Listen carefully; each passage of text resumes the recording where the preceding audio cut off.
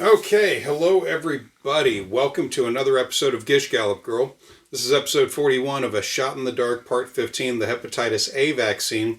And I am the only person, it seems, in these United States on this planet we call Earth, in this city called Minneapolis, here in a state the colonizers named Minnesota, taken from the natives known as the Dakota and the Lakota and several more tribes, such as White Earth Nation and so many more that I feel bad about not knowing exactly, but we'll take the time to learn more about when I can. This is Gish Gallop Girl, and as I was saying and spraying, this is the only podcast in the world that does what we do because I must have some damaged part of my fucking brain or psyche that causes me to listen to Candace Owens scream bloody murder as I pass through amazing, picturesque landscapes here in central Minnesota and cut the fucking clips to research and present to you. I am Thomas Anderson, and with me, as always, is... How the fuck am I supposed to follow that? I know I've said that 3 times in a row now, but how the fuck am I supposed to follow that? You're not. You're doing great. Or you could have one queued up for yourself, but I'm not going to tell you what to do with your life. I'm drinking a shitty blonde root beer. My name is Matthew Anderson. There you go. See, that's a start. Which one is that? Old Oak's blonde root beer. Oh. It says blonde root beer, but it's cream soda. Don't let them lie to you. Okay. Yeah, it smells like a cream soda from here. What the fuck? That's right. What the fuck? And today we're going to talk about Candace Owens' almost obscenely bad take on the Hepatitis A vaccine. From part 15 of her medical bullshit series, A Shot in the Dark. You need a moment? That all crashing down on you right now. That was the easiest part of the show to write. The fucking intro was the easiest part. Here's my question. Did you write it? It's like a run-on sentence, or does it have, like, spaces? Pretty much, yeah. No, there's just commas in there. Okay. You didn't even take time to express the commas, I don't think. No, why would I do that? I feel like you only took maybe 2 lungfuls of air to do that. I needed air, yeah. Turns out you need it to keep going. See, we're all stuck on big air. That's what it is. If we can get off of big oxygen, we'll all be better. You know, I think that's what I'll use next time I have a conversation with a crazy fucking conspiracy theorist. And I need to one-up them just, oh, you don't like Big Pharma? Have you never heard of Big Air, man? They supply the world with oxygen. We're breathing their air. Yeah. You gotta kick your oxygen habit, my friend. Oof. I haven't taken a breath since the 90s, and look at how good I look. I just take big, deep breaths. I get all that I can. And then I hold it in until I'm about to pass out, and then I release it. You should try it sometime. Let's all do it together. You know, and then walk away. Yeah, so, first, a little catch-up on Candace. She is still using the killing of her friend Charlie Kirk to make wild-ass accusations and make enemies among the other people she used to call friends. Such as everyone at the Daily Wire. Yeah. I sincerely hope that her husband regrets every day of his life, and I hope that her children survive her bullshit. Moving on. When I wrote this, it was on day 36 of the government shutdown, and life was weird, but we all kept living as if it would get better, and it, well, that's debatable. I mean... Yeah, that's debatable. Yeah. Yeah. So... I explained, now you were not present for this, I recorded an update-isode, if you will, because that's what I titled it. I recorded an update-isode in the car the other day. It comes between, episode 40 and this one. Of course. And I kind of updated everybody on the fact that we would not be doing one last week because I had to fucking work because... I have to fucking work more often, especially because of what's coming up with the government insurance. Yeah. The fact that our insurance is going from $100 a month, which was admittedly affordable, hence Affordable Care Act, to $500 a month, which I'm not bitching, is still better than a lot of other people are paying. It's still better than a lot of people are going to get stuck with in the new year. And the Republicans said that they would they got the Democrats to cave in by saying that they would promise to do a vote on the Senate floor for extending the subsidies that made the Affordable Care Act affordable for people. They promised to do a vote, and one of the absolute idiots that was trying to defend why she flipped said, oh, well, if they cave in on, if they don't do it, if they don't take that vote, then it'll just show the American people that they have no scruples. And it's like, lady, these are Nazis. Yeah. What part of this aren't you understanding? But like, of the 6 people that walked to the other side to give them the numbers they needed, yeah, none of them are up for re-election next year. They're all safe. Yeah. Fair enough. Yeah, so, they fucked everything and possibly everybody. So if you live in one of those areas where one of those people fucked us and your healthcare goes through the roof, or your mother loses her healthcare coverage, or whatever the fuck happens in your personal life, know the names of those 6, especially if they live in your area, and fuck them over. Fuck them over. Fuck them people. So let's get on with the show. To start with, in this episode, Candace pats herself on the back for an accomplishment that is most assuredly not hers. But I would also be fine if she took all the credit. All right, everybody, welcome back to another episode of A Shot in the Dark. Very excited to dive into the Hep A vaccine today, but also excited because there are some things that are happening in the nation which lets me know that this show is not being done in vain. So this report just recently got released, or at least it's making headlines, I should say. The CDC is reporting that more parents are declining vaccines. Now, if you are a pro-vax person, this is a devastating headline too, but if you are a person that just believes in parents actually being informed when they make decisions for their children, then this is wonderful. It means that parents are no longer just doing whatever the doctors say. It means parents are perhaps researching, performing that research outside of the doctors and nurses that are constantly putting pressure on them to get vaccines about things that they don't know about. I wish I had those numbers. Now, I cut that one short because she is about to get into a longer story. I have massive doubts that Candace's shitty, low-budget, assertions without facts, show about vaccines behind a paywall did anything to push the wider public on or off of vaccines. I went looking anyway, of course, because that is what I do, and I went looking for any information on Daily Wire Plus viewership numbers, with a particular focus on the numbers that Candace was putting up on the network before she was removed from the service. So I just reached out to the Daily Wire, and let me tell you that their contact us text box is somehow worse than anything I interacted with, including especially the early days of the internet, when I had a dial-up modem I used for web surfing on my Sega Saturn. It was called the Netlink. It was awesome, and I did not use a keyboard or a mouse with it. I used a game controller, and I did some pretty amazing shit at the time. The interfaces for similar things now are actually worse. Yeah, that's believable. Sega deserved a lot of credit for doing the things they did. Anyway, I will update this space if they actually respond. Since that was almost 3 weeks ago, and they have not responded. Fuck, it's been 3 weeks. Yeah. I simply asked them to provide me with viewership numbers from this period of Candace's episodes.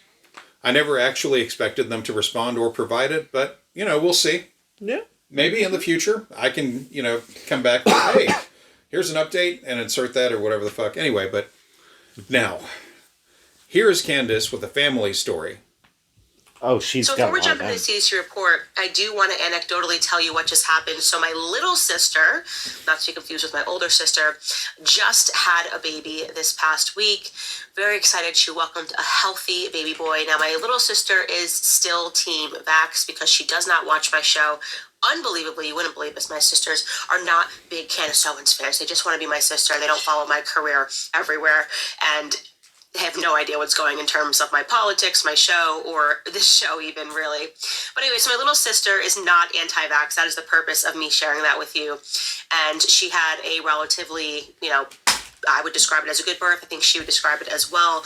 Went to the hospital. They induced her. As soon as they realize that they can't collect health insurance anymore and all of your visits are up, suddenly they problematize your birth. They told her that her fluids were low. That may be true. I'm not saying it's not true, but it's just always ironic that it's right when they can no longer bill for insurance. And then they induced her, and she got the Pitocin and had her baby in her arms 12 hours later. So for her, that is a very good birth. Did not end in a C-section, which I think is what she weighs it against and what she considers to be a bad birth. And last time she was laboring for 2 days. So anyways, healthy baby boy. And she tells me that when they're at the hospital, this doctor came to her and said, hey, you're so lucky. You are so lucky because we actually have extra RSV vaccines at the hospital, and you can give it to your infant son that was just born. And my sister was like, what are you talking about? We don't even know what you're talking about. It's just fresh off of the market. In fact, they don't even have enough to give to the pediatricians. This is in such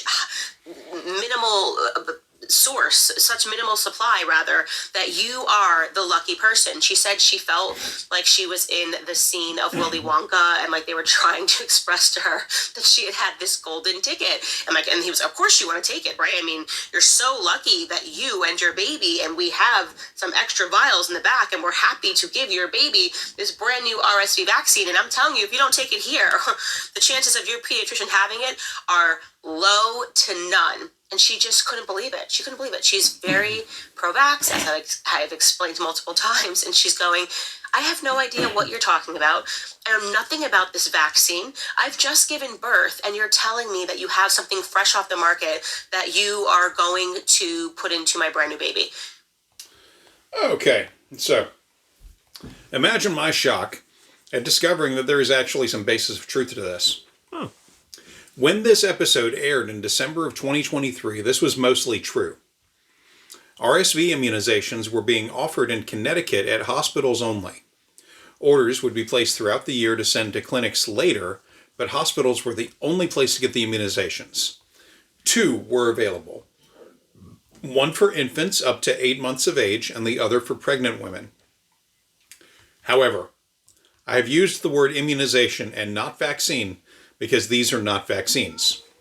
The first link in the link stack is from a Connecticut pediatric practice that describes the whole thing in easy-to-understand language with a decent Q&A section. Before we let Candace go on, I want to take this opportunity to discuss RSV, since she obviously will not. First, I want to tackle and clear up what she said about her sister who was getting induced, possibly getting a C-section ordered by her doctor. Included in the link stack as the second link is a story by Washington University Medicine, which has the fun name of Wash U Medicine, which sounds like a soap company. But anyway, it is an article about how inducing labor at 39 weeks reduces the likelihood of C-sections. It is an interesting read, but it is based on studies that show a low double-digit percentage of C-sections were ordered on labor situations that involved induction at 39 weeks.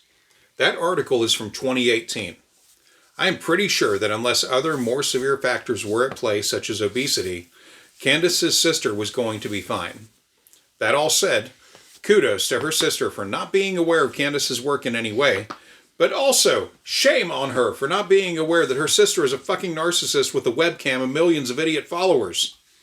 Something tells me that maybe her sisters do know, and they just, do the smart thing at family occasions and just pretend that they don't know because they don't want to try and engage her in it. Yeah, they want to stay as far away as possible. Mm-hmm. That could be true.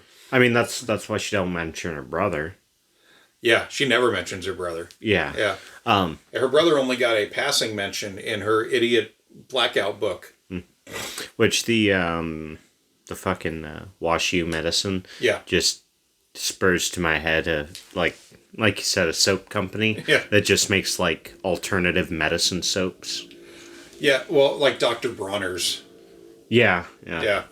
Or Dr. Teal is a brand up here. That's it. Yeah. Well, Dr. Bronner's is a soap brand. Dr. Teal's is Epsom salts and shit. Right, yeah. I have to buy both of those on a regular basis for people. I'm familiar with them in that regard. But moving on, let's discuss RSV and why the kid might have wanted that immunization.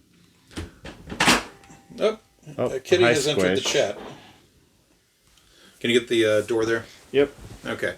So I pulled the following information from healthdirect.gov.au because it's a good resource, and Australia still deserves praise for barring Candace from even visiting. Anyway, from the source, linked third in the show notes, respiratory syncytial virus is a virus that causes infection in the lungs and airways.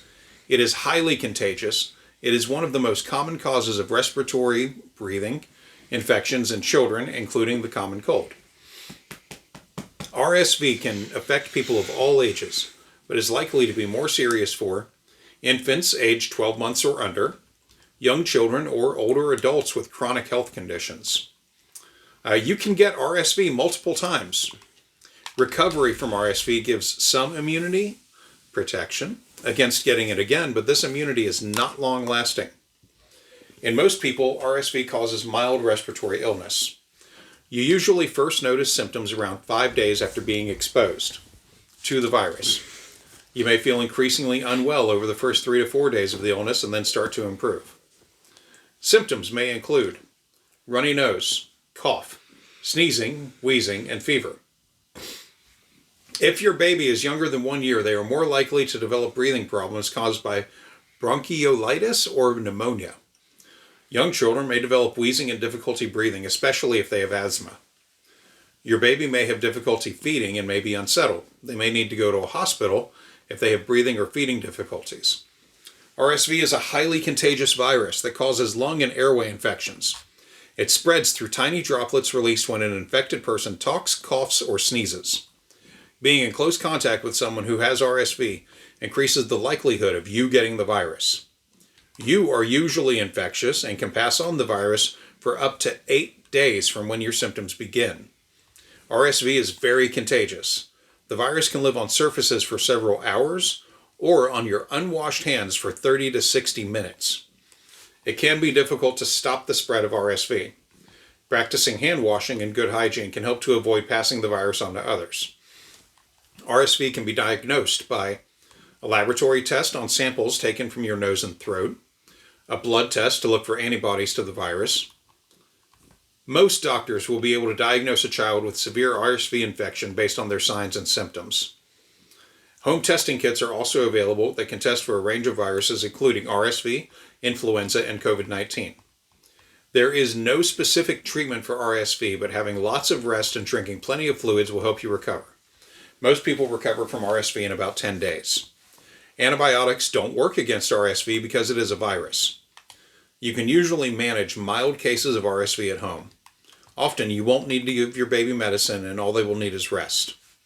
There are some things you can do at home to make sure your baby stays hydrated and comfortable. It may be easier for your baby to drink small amounts often, so offer your baby the bottle or the breast at frequent intervals. If your baby has a fever, treat your baby with paracetamol or ibuprofen in doses recommended on the bottle.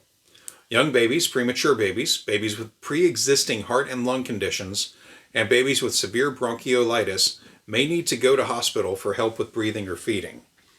If your baby is younger than 3 months old and has a fever above 38 degrees Celsius, I'm not converting that, take them to the nearest hospital emergency department immediately or call 000 and ask for an ambulance. I always forget that their number's 000. Yep. Treating young children with RSV is similar to treating babies with RSV. It is important to offer your child small amounts of fluid often.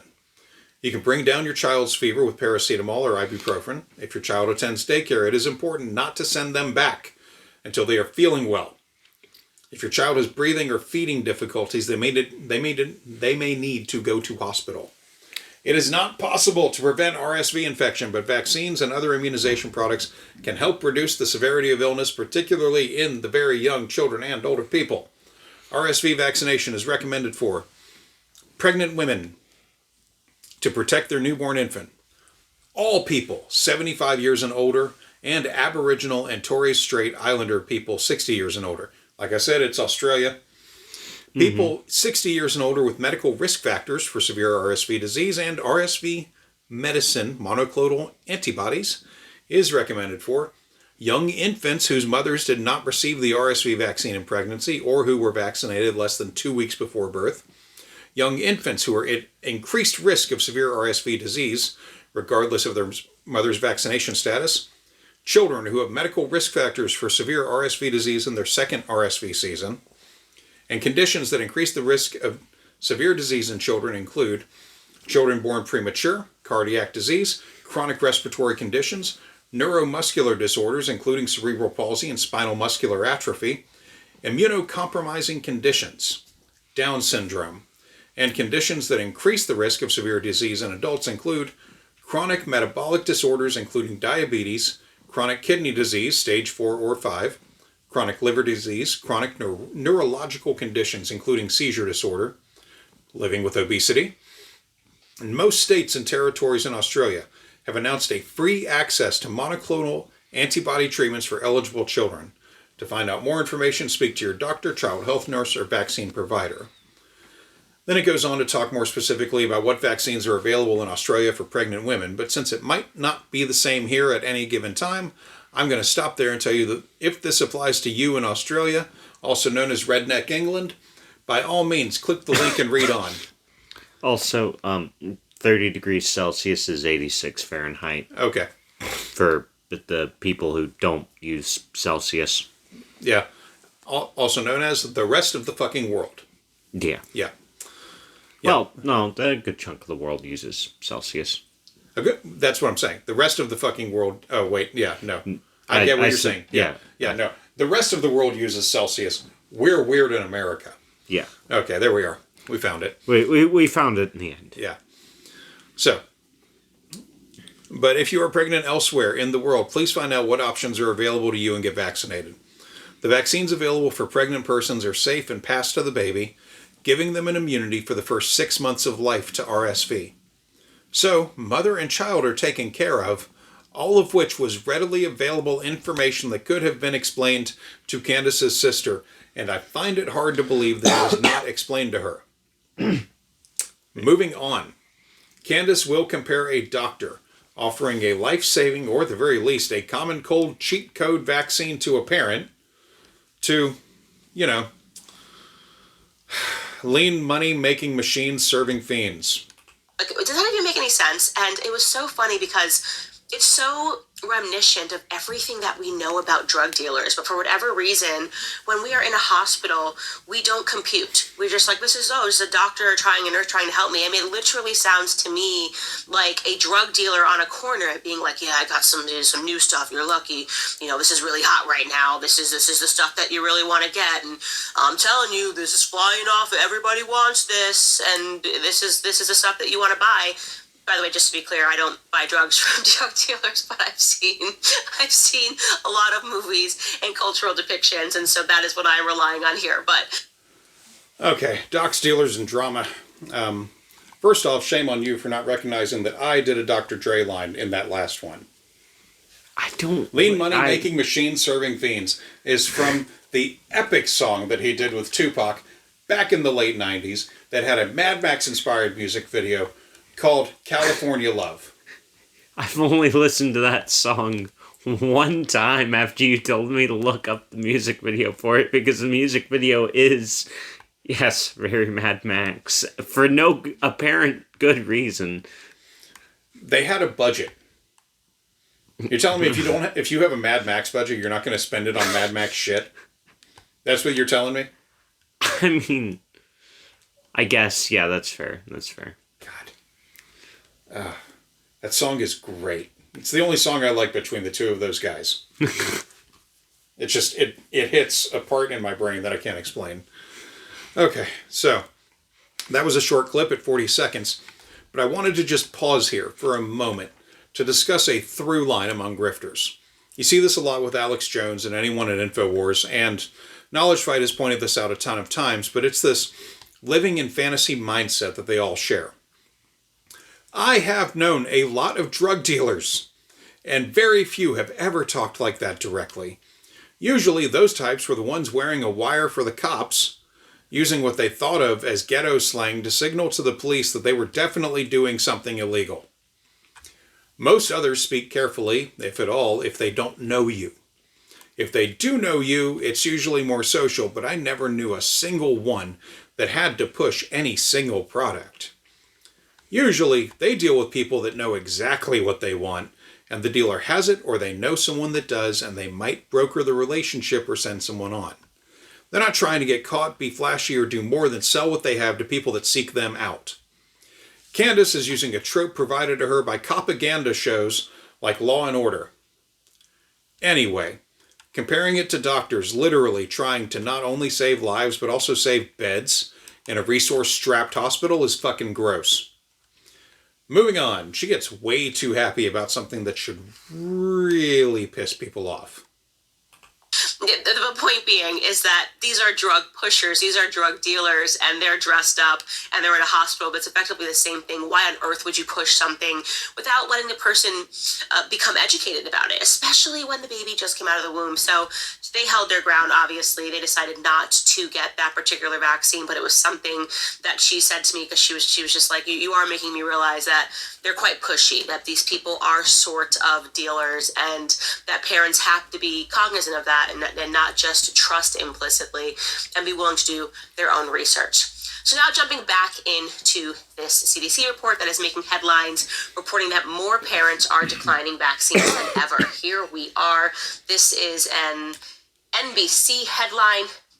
So the number of kids who caregivers are opting them out of routine childhood vaccines has reached an all-time high, the CDC, a Center for Control and Prevention, reported on Thursday, potentially leaving hundreds of thousands of children unprotected against preventable diseases like measles and whooping cough. Well, we're on episode 15 of A Shot in the Dark, so by now you are probably not as afraid of measles as you should be. And regarding whooping cough, also known as pertussis, you are aware that these outbreaks that keep happening are happening amongst vaccinated kids and not amongst the unvaccinated kids. So you are now an educated person, and reading that line does not scare you. It says the report did not dive into the reasons for the increase, but experts said, must always trust the experts, that the findings clearly reflect Americans' growing unease about medicine in general.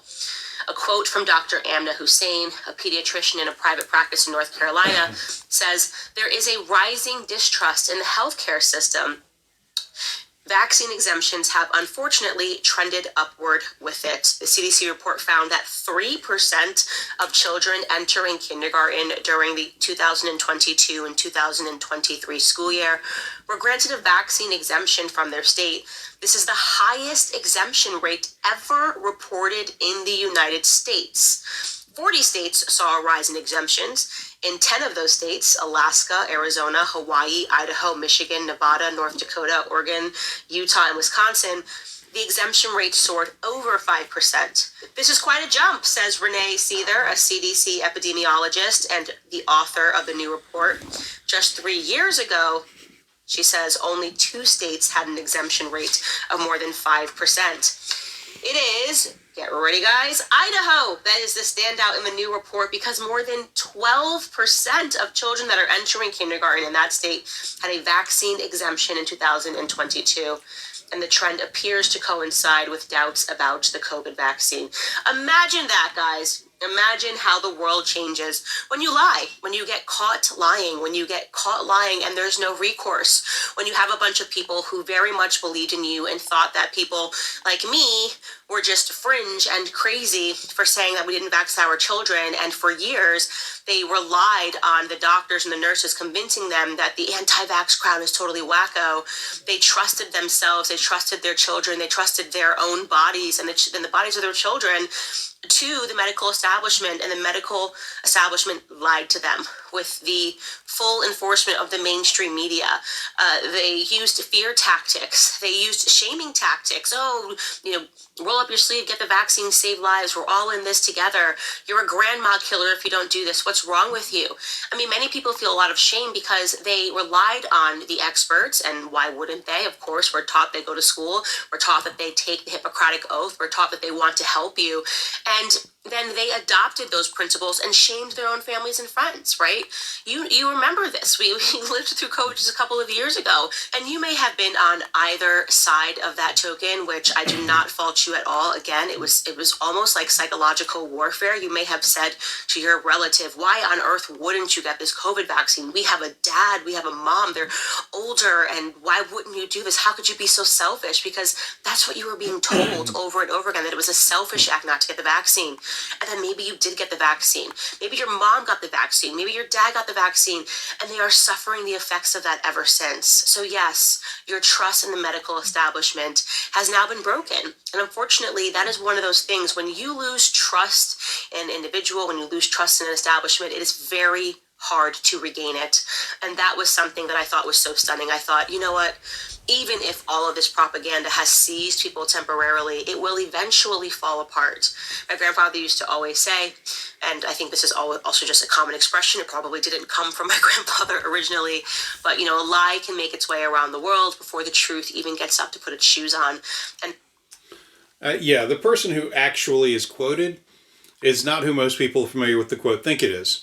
I myself thought it was a Winston Churchill quote, with the original being that a lie makes its way around the world before the truth has even got its pants on. However, on looking into it, I found out that Winston Churchill did not say this ever in any form, apparently. It is frequently misattributed to him. The original quote actually goes back to Jonathan Swift, who said in 1710, "Falsehood flies and the truth comes limping after it." Which I actually think is better. Yeah.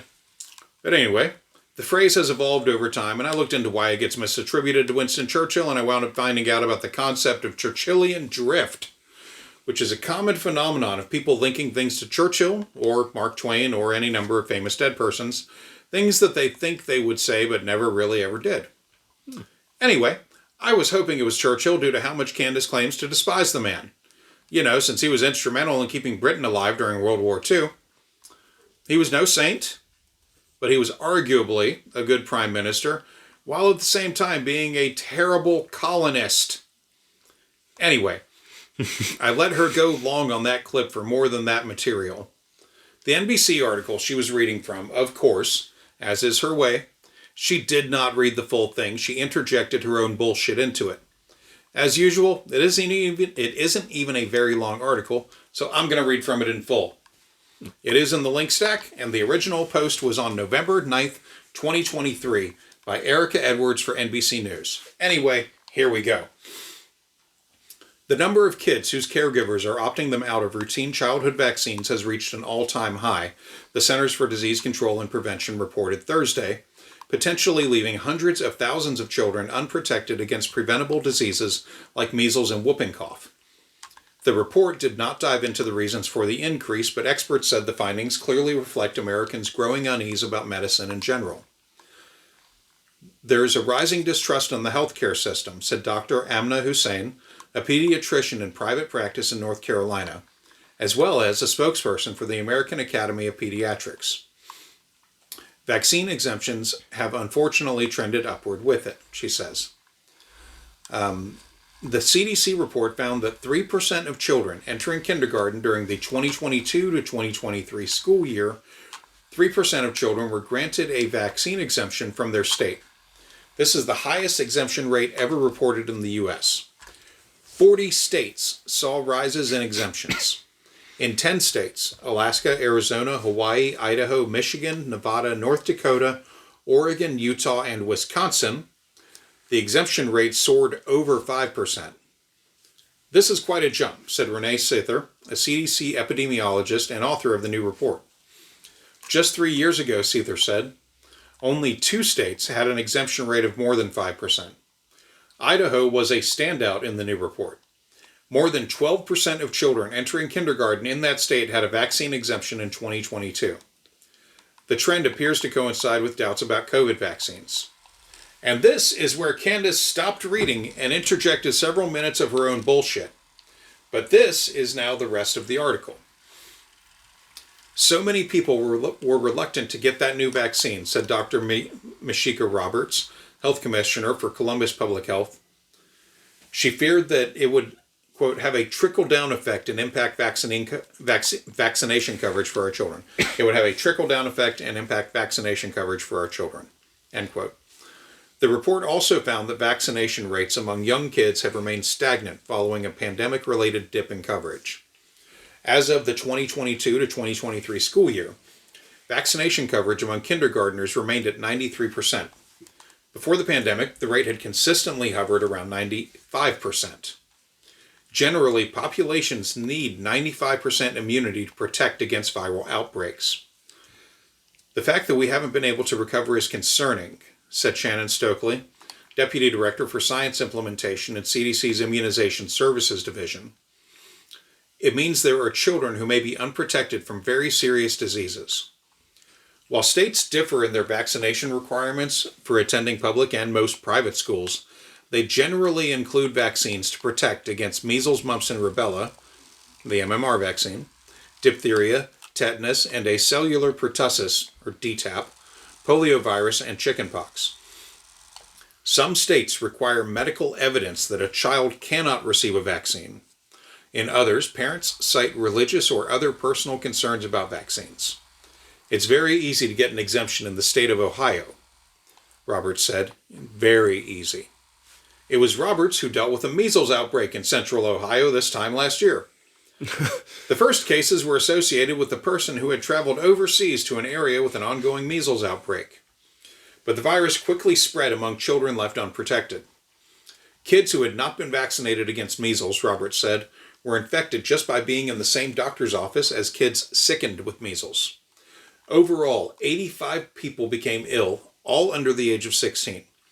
No deaths were reported, but 36 of those patients had to be hospitalized, mostly for dehydration from intense diarrhea. All of this occurred during a time when hospitals were already dealing with surges in COVID, RSV, and flu. We really have to have our guard up, said Dr. Julie Morita, Executive Vice President of the Robert Wood Johnson Foundation and former head of the Chicago Department of Public Health. We've forgotten how bad these diseases actually are. And that is the article. Candace declined to read the rest, of course, because it doesn't fit with her version of events at all. Particularly the part about how the kids with measles gave it unwillingly to non-vaxxed kids, and non-vaxxed kids in a doctor's office with measles, kids could get it. Her version of events always breaks down in the entire sourcing, and what's funny enough is how we even proved this in the last episode with MMR, because Andrew Wakefield's report, which I guarantee she in no way read or understood, is self-contradicting. Mm-hmm. Oof. Candace will now go on to try to butter up the pay pigs. Of course. That's the truth. And now it has put its shoes on. And people are going, okay, well, if you had the audacity to lie on this global of a scale, to ruin my relationships, to harm my body, or to harm the body of somebody that I know, I can't trust you. I don't put anything past you. And that's what we are seeing now. The people, as I said, that were considered fringe are being listened to, and people are starting to recognize how rational it is. We're not trying to push you. We're not trying to bully you into any certain decisions. We just want you to be educated. We want you to understand what these financial kickbacks are, why there is this incentive to get you in the door and to vax your children one size fit all. What are the financial profits that are being made at the top of this? If you took a Hippocratic oath, why would you kick a child out for not being fully vaccinated? What does it even make sense to kick a child out? Isn't your job, no matter what that condition of the child is, to help them? And especially when that child is healthy. I think it's even more bizarre. Why are you kicking out my healthy child? There's nothing wrong with my child. Oh, well, you didn't listen to us. Yeah, that's authoritarian. That's got nothing to do with science, principally. Well, so that is the good news. I am very excited about that. I am very excited to see this because I know that these individuals are not doing this out of a lack of knowledge. They're actually doing it out of a wealth of knowledge. Yeah, so, and we have discussed everything she just mentioned there, with reasons, many. And no, the people opting out of getting their kids vaccinated, I'm willing to give them a small bit of grace because anyone can be fooled by a grifter. However, we live in a connected day and age, and these people are capable of looking into what is being said and analyze it. They are choosing not to do so, for whatever reason they may have. The ones that do not get their kids vaxxed because they literally cannot do that for medical reasons, okay, fine. I see no problem with that. But the ones that operate entirely on grifter ignorance, those people are the worst because they are not even taking the simple step, the next simple goddamn step of going, oh, let me read the resource she's talking about and see for themselves that the lie is right there. Part of me believes that it must be the sunk cost fallacy working overtime, but I also think that modern life is in general so fucked for so many people that it is simply easier to park their brain, their belief structure, their whatever. It is simply easier to park it all into people like Candace or RFK or Nick Fuentes or Trump and so on than to look up what they are being told is gospel truth. But the question I get sometimes, and that I've answered before for people, is how do I combat a grifter like Candace? Not everyone has the time, effort, or energy to do a show like this, or to gather these facts, or to get someone to listen and think critically about her kind of noise. Well, guys, it's easier than all of that. If you have someone close to you who is in the line of thought that makes them a fan of any of these numbskulls, the way to get them out is easy, but you have to be willing to spend time with them. Excuse me. Ask them to show you the proof that they're talking about. Let's go with the whole big lie that Candace is known for right now, the Brigitte Macron being a trans woman lie. I used to engage with people that would swear this was true. Back when I was on Reddit, I would get them in DMs and ask them simply to show the work. Not in a mean or condescending way, just genuine curiosity. I knew the truth, of course, and I was always open about having done this show, and I would direct them, if they were of a mind to listen. I would direct them to our episode, Poussard the Coward, where Candace interviewed Xavier Poussard through a translator. And to remind y'all, Poussard was the publisher of the lies about Mrs. Macron in his Nazi shit rag in France. Several listened, and we had conversations about the material. Others didn't, but they would make statements about Candace's direct lies. The same would happen with, people defending Candace Owens' take on the Kamala Harris family tree nonsense. In every case, I asked them to prove the point with actual facts. But with people I know personally, I ask them to show me the actual facts, and then what we usually wind up discussing is how the person presenting material either doesn't have actual sources, or the sources are tainted, which is easy to do if you just go to the fucking source, or the source material doesn't say what they want it to, and so on. Like one of the things that used to happen pretty frequently especially when I was going into the Candace Owens subreddit under a different name than my main. I was going in under an alt. A common question there, a really common question, was people in Candace's book club, which is an extra $10 on Club Candace. Why? Okay. Or it's a separate $10 on Club Candace. I think you can be part of the book club, but not part of the overall thing. Anyway, it's $10 goddamn a month. Yeah. Now, these people would be very confused. And they would come into the book club, or they would come in from the book club onto the Reddit, onto the subreddit, and they would ask, hey, I've got this book of whatever it was, Hollywood Babylon, or any of these other books that she has no real knowledge of. Yeah. They would ask, hey, so I got this book through, whatever means. I'm just wondering, I'm not seeing what she's saying is in the book. Do I have a tainted copy?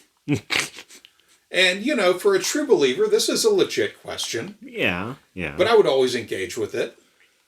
These people would get almost no engagement. Like, I would wait like a day sometimes to see if anyone from the actual fan community respond. Yeah. And most of the time they didn't. They didn't know how to engage with that. What do you say? Well, the perfect fucking answer is, no, you have the right book. Yeah. You have the right book. You're not crazy. Here's the thing. Candace reads into this stuff what she wants it to be. Mm-hmm. You could read the same page as her of anything. You could both read Green Eggs and Ham. Candace Owens will have a different takeaway that in no way reflects what's in the book. Yeah. She's not smarter. She doesn't understand printed material. Mm-hmm. And, several of them would try to defend her, and I'd be like, okay, just the next time you have a discrepancy, look at it. There's no competing versions of this book. It was printed one time. Mm-hmm. You have a copy of the only copy that ever made it to press. Yeah, and nobody's going to sit back and, make a fake copy and put it into circulations in mass. No, that's... she didn't get a different copy. I was like, look, the only times that has happened, it's been laughably bad. Mm-hmm. Like when she had a copy of the children's version of Kamala's book. Right, yeah. And she's like, oh, they removed the pictures. Like, no, they didn't. You like bought the young adult version. Yeah. That says in big fucking print, young adult version. Yeah, fuck off. Fuck off, Candace. But yeah, no, I would engage with those people on that level. Just a simple, show me the proof. But yeah, my point is that the last minute and a half clip that we just played is one way Candace and other grifters keep the audience coming back for more bullshit because they make them feel good. And you can do that as an undoing tactic. But you have to invest your time. Your friends likely did not go from normie to tinfoil hat overnight, and they likely won't come back to reality overnight either. But they can be shown the light. Just ask them to show you proof and spend the time. I find that a lot of people wind up down these rabbit holes because they spend time alone, getting a parasocial relationship with these grifters, and no one is around that cares about them to tell them otherwise. Take the time, invest in the people you care about, and when they're out of the hole, encourage them to pass it on. It's when I hear clips like that one that I get enraged because Candace is encouraging dangerous levels of ignorance and celebrating the worst byproduct of modern life, which is apathy against learning, growing, and pushing back on bullshit. And now, having thanked the pay pigs forking over money for the Daily Wire Plus membership, Candace is going to move on and start on the actual subject matter of the episode. So guys, we're going to now move on and get into the hepatitis A shot, which is something that is on the childhood vaccination list. So many vaccines. It is shocking that we are 15 episodes in and there are still vaccines that we have not even covered yet because, I don't know, vaccines save lives, as I must say in every episode. And so before we get into this, let's even discuss what even is hepatitis A. So I'm going to allow you to think about this because to me it represents a bit of a conundrum here. This is straight from the CDC website. You see that it says, what is hepatitis? Hepatitis means inflammation of the liver. It reads, the liver is a vital organ that processes nutrients, filters the blood, and fights infections. When the liver is inflamed or damaged, its function can be affected. Heavy alcohol use, some medications, toxins, and certain medical conditions can cause hepatitis. Now, I'm going to pause there because it's important that we go over this, that if this is about your liver and it means that your liver is becoming inflamed, we all think of our liver in terms of that mechanism of just, okay, this is going to clean stuff out. And that is why when people are an alcoholic and they experience liver failure, it basically spells a death sentence. Your liver is just such an important organ. So how important? Well, it is the organ in the human body that is responsible for an array of functions that help support metabolism, immunity, digestion, detoxification, chief among them, and vitamin storage. The liver filters all of the blood in the body and breaks down poisonous substances such as alcohol and drugs, as we just explained. And then this is a question that you must ask then. Talking about infants, we're talking about children, we're talking about babies. It's the natural thing you should be thinking is, when do livers mature? Obviously, when your newborn comes out, their liver is not mature. Here is the answer. Full maturity takes up to 2 years after birth to be achieved. So this precious organ that helps you filter out toxins is not even fully mature until you are 2. Begs the question, why on earth are we giving children so many vaccines if we know that their livers cannot necessarily handle that, right? Wouldn't you just at least want to give them a greater chance, rather, by allowing that crucial organ to fully mature, fully reach 2 years of age before we start throwing all of these vaccines out of them? That's just how my brain works, common sense. That doesn't seem allowed because they want, as I said, in my personal view, they want children to be really young when they get all of these vaccines, because then when your child is acting different or when your child is sick, they can blame it on you. They can tell you that your child was born this way. That's how it seems, at least to me, because once they're older than 2, well, they've got a whole personality, and you'll be able to clearly identify the signs that something that you introduce into their body is what caused whatever catastrophe takes place thereafter. So that is the liver. That is what the liver does. It says here, by the way, just going back to what hepatitis A is, hepatitis A virus is found in the stool and the blood of people who are infected. The hepatitis A virus is spread when someone ingests the virus, usually through person-to-person contact. Hepatitis A can spread from close personal contact with an infected person, such as through having sex, caring for someone who is ill, or using drugs with others. Stunning examples, because they start giving your child this when they are 12 months of age, so not yet somebody with a fully developed liver organ. And I would say that at the age of 1, my child is not having sex, caring for someone who is ill, or using drugs with others, but I'll have to go back and check. I'll ask my child. I don't know. But that just does, I just wonder how high the risks there can be. Yeah, I titled that one, Liver Links Are the Worst Sausage.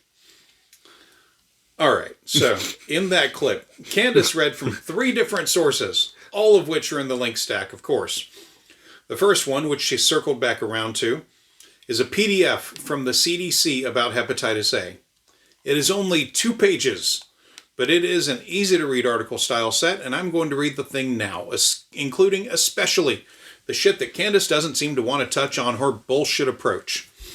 Starts off with, what is hepatitis?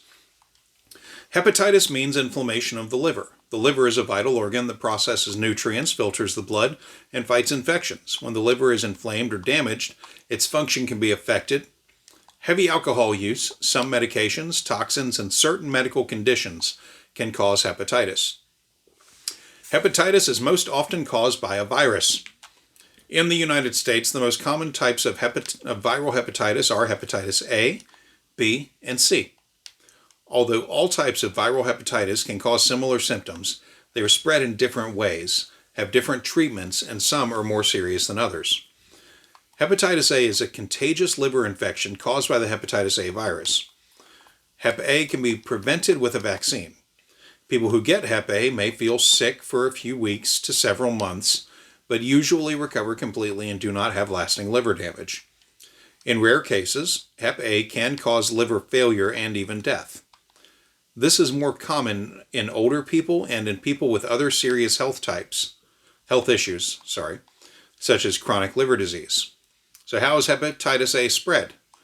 Well, the hepatitis A virus is found in the stool and blood of people who are infected. The hepatitis A virus is spread when someone ingests the virus, usually through person-to-person contact. Hepatitis A can be spread from close personal contact with an infected person, such as through having sex, caring for someone who is ill, or using drugs with others. Hepatitis A is very contagious, and people can even spread the virus before they feel sick. Eating contaminated food or drink. Contamination of food with the hepatitis A virus can happen at any point in growing, harvesting, processing, handling, and even after cooking. Contamination of food and water happens more often in countries where hepatitis A is common. Although uncommon, foodborne outbreaks have occurred in the United States from people eating contaminated fresh and frozen imported food products. Now that fucking paragraph that I just fucking read was below the one where it talks about people having sex or sharing needles or whatever the fuck. It was just below that. She fucking deliberately fucking skipped the fucking shit. She skipped the actual information that's going to be pertinent to pretty much every goddamn person, yes. Yeah, of course. How common is hepatitis A? Well, since the hepatitis A vaccine was first recommended in 1996, cases of hepatitis A in the United States have declined dramatically. Unfortunately, in recent years, the number of people infected has been increasing because there have been multiple outbreaks of hepatitis A in the United States. These outbreaks have primarily been from person-to-person contact, especially among people who use drugs, people experiencing homelessness, and men who have sex with men. Hepatitis A can be prevented with a safe and effective vaccine. Second page. Vaccination is the best way to prevent hepatitis A. The hepatitis A vaccine is safe and effective. The vaccine series usually consists of 2 shots given 6 months apart. Getting both shots provides the best protection against hepatitis A. Hepatitis A vaccination is recommended for children, all children aged 12 to 23 months, all children and adolescents 2 to 18 years of age who have not previously received hepatitis A vaccine, known as catch-up vaccinations. You went through that. People at increased risk for hepatitis A, international travelers, such as people like Candace Owens. Yeah. Yeah. Well, she never got her passport fixed. She went to, I think I get into it later, but she went to, I think it was Uganda with Ye and Kim. Way back. I forget that he goes by Ye these days. I try to remember. I try to remember because until I see anything of him officially changing it, I'm going to keep calling him Ye. I mean, because that's what he prefers to be called. And if I changed my name, even publicly, yeah, I would want to have the same respect. That's right. I think he's a terrible person who needs mental help, counseling, and an asylum care. I think he needs to be away from all of the yes men, all the people that suck his toes when he commands them to. But he's living his life. It's not my problem. That's got to be a messy job. Sucking someone's toe. Look, if he's paying you to suck his toes, I'd see. Okay, I'm not in the industry to be sucking someone's toe, but so we have no place to say. It's not our place. I mean, I just got to say that it's either A, a messy industry, or B, that's got to be some expensive toe suckers. I hope so. I hope they're getting their money's worth. Okay, so people at increased risk for hepatitis A. Back into it. People who use or inject drugs. All those who use illegal drugs, in parentheses, people with occupational risk for exposure, people who anticipate close personal contact with an international adoptee, people experiencing homelessness. People at increased risk for severe disease from hepatitis A infections include people with chronic liver disease, including hepatitis B and hepatitis C, and people with HIV. Other people recommended for vaccination are pregnant women at risk for hepatitis A, or risk for severe outcome from hepatitis A infection, and any person who requests vaccination. Should be everyone. Yeah. You can prevent infection even after you have been exposed. If you have been exposed to the hepatitis A virus in the last 3 weeks, talk to your doctor about getting vaccinated. A single shot of the hepatitis A vaccine can prevent hepatitis A if given within 2 weeks of exposure. Depending upon your age and health, your doctor may recommend immune globulin in addition to the hepatitis A vaccine. I did not look up what that is, but if that applies to you, by fucking God, do it. Hand washing plays an important role in prevention. Practicing good hand hygiene, including thoroughly washing hands with soap and warm water after using the bathroom, changing diapers, and before preparing or eating food, plays an important role in preventing the spread of many illnesses, including hepatitis A. Symptoms. Not everyone with hepatitis A has symptoms. Adults are more likely to have symptoms than children. If symptoms develop, they usually appear 2 to 7 weeks after infection and can include yellow skin or eyes, jaundice, fever, dark urine or light-colored stool, not wanting to eat, upset stomach, diarrhea, throwing up, joint pain, stomach pain, feeling tired. Symptoms usually last less than 2 months, although some people can be ill for as long as 6 months. Diagnosis and treatment. A doctor can determine if you have hepatitis A by discussing your symptoms and taking a blood sample. To treat the symptoms of hepatitis A, doctors usually recommend rest, adequate nutrition, and fluids. Some people will need medical care in a hospital. International travel and hepatitis A. If you are planning to travel to countries where hepatitis A is common, talk to your doctor about getting vaccinated before you travel. Travelers to urban areas, resorts, and luxury hotels in countries where hepatitis A is common are still at risk. International travelers have been infected, even though they regularly washed their hands and were careful about what they drank and ate. Now, as for the other sources, they are linked in the stack, but I can tell you that the StatPearls link provided is very dense.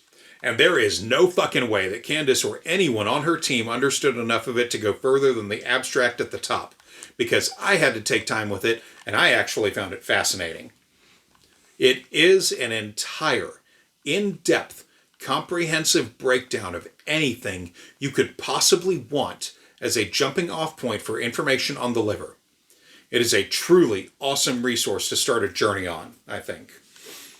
The third one in the linked is the hepatic function and physiology in the newborn, and it's the one where Candace read about how the liver isn't fully matured until a person is 2 years old.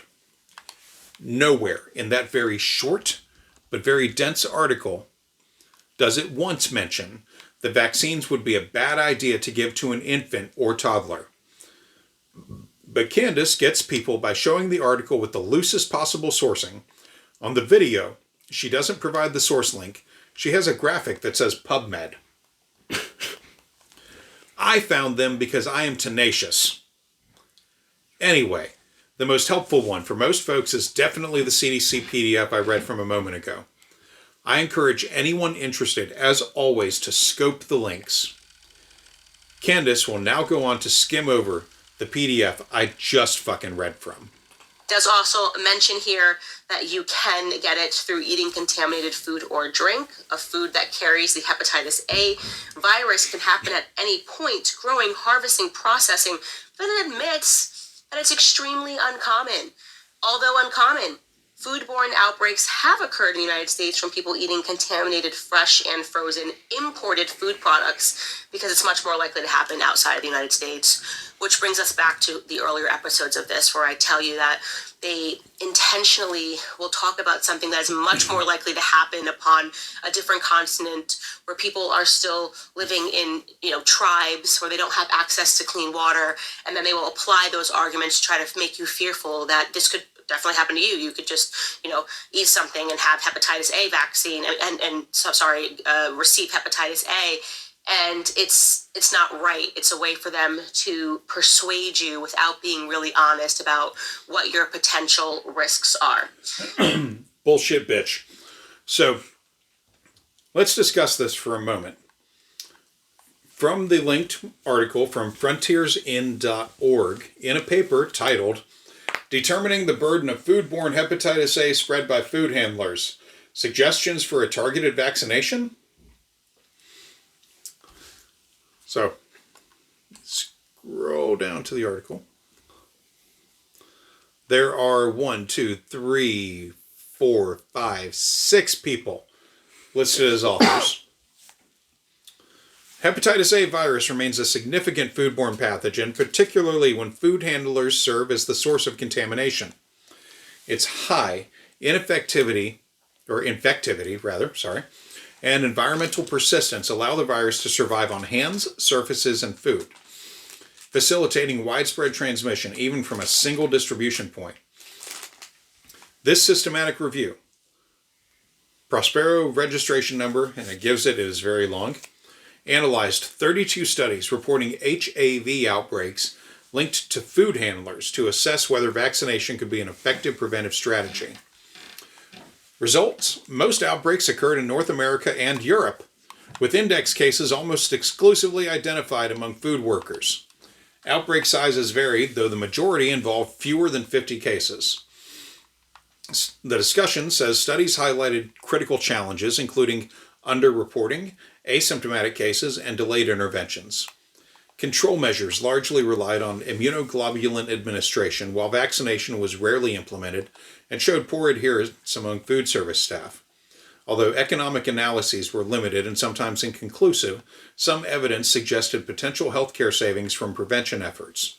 Considering HAV's high transmissibility and the difficulty of timely outbreak detection, targeted vaccination of food handlers, especially those in high-risk settings or seasonal employment, emerges as a promising method of biological risk management in food industries.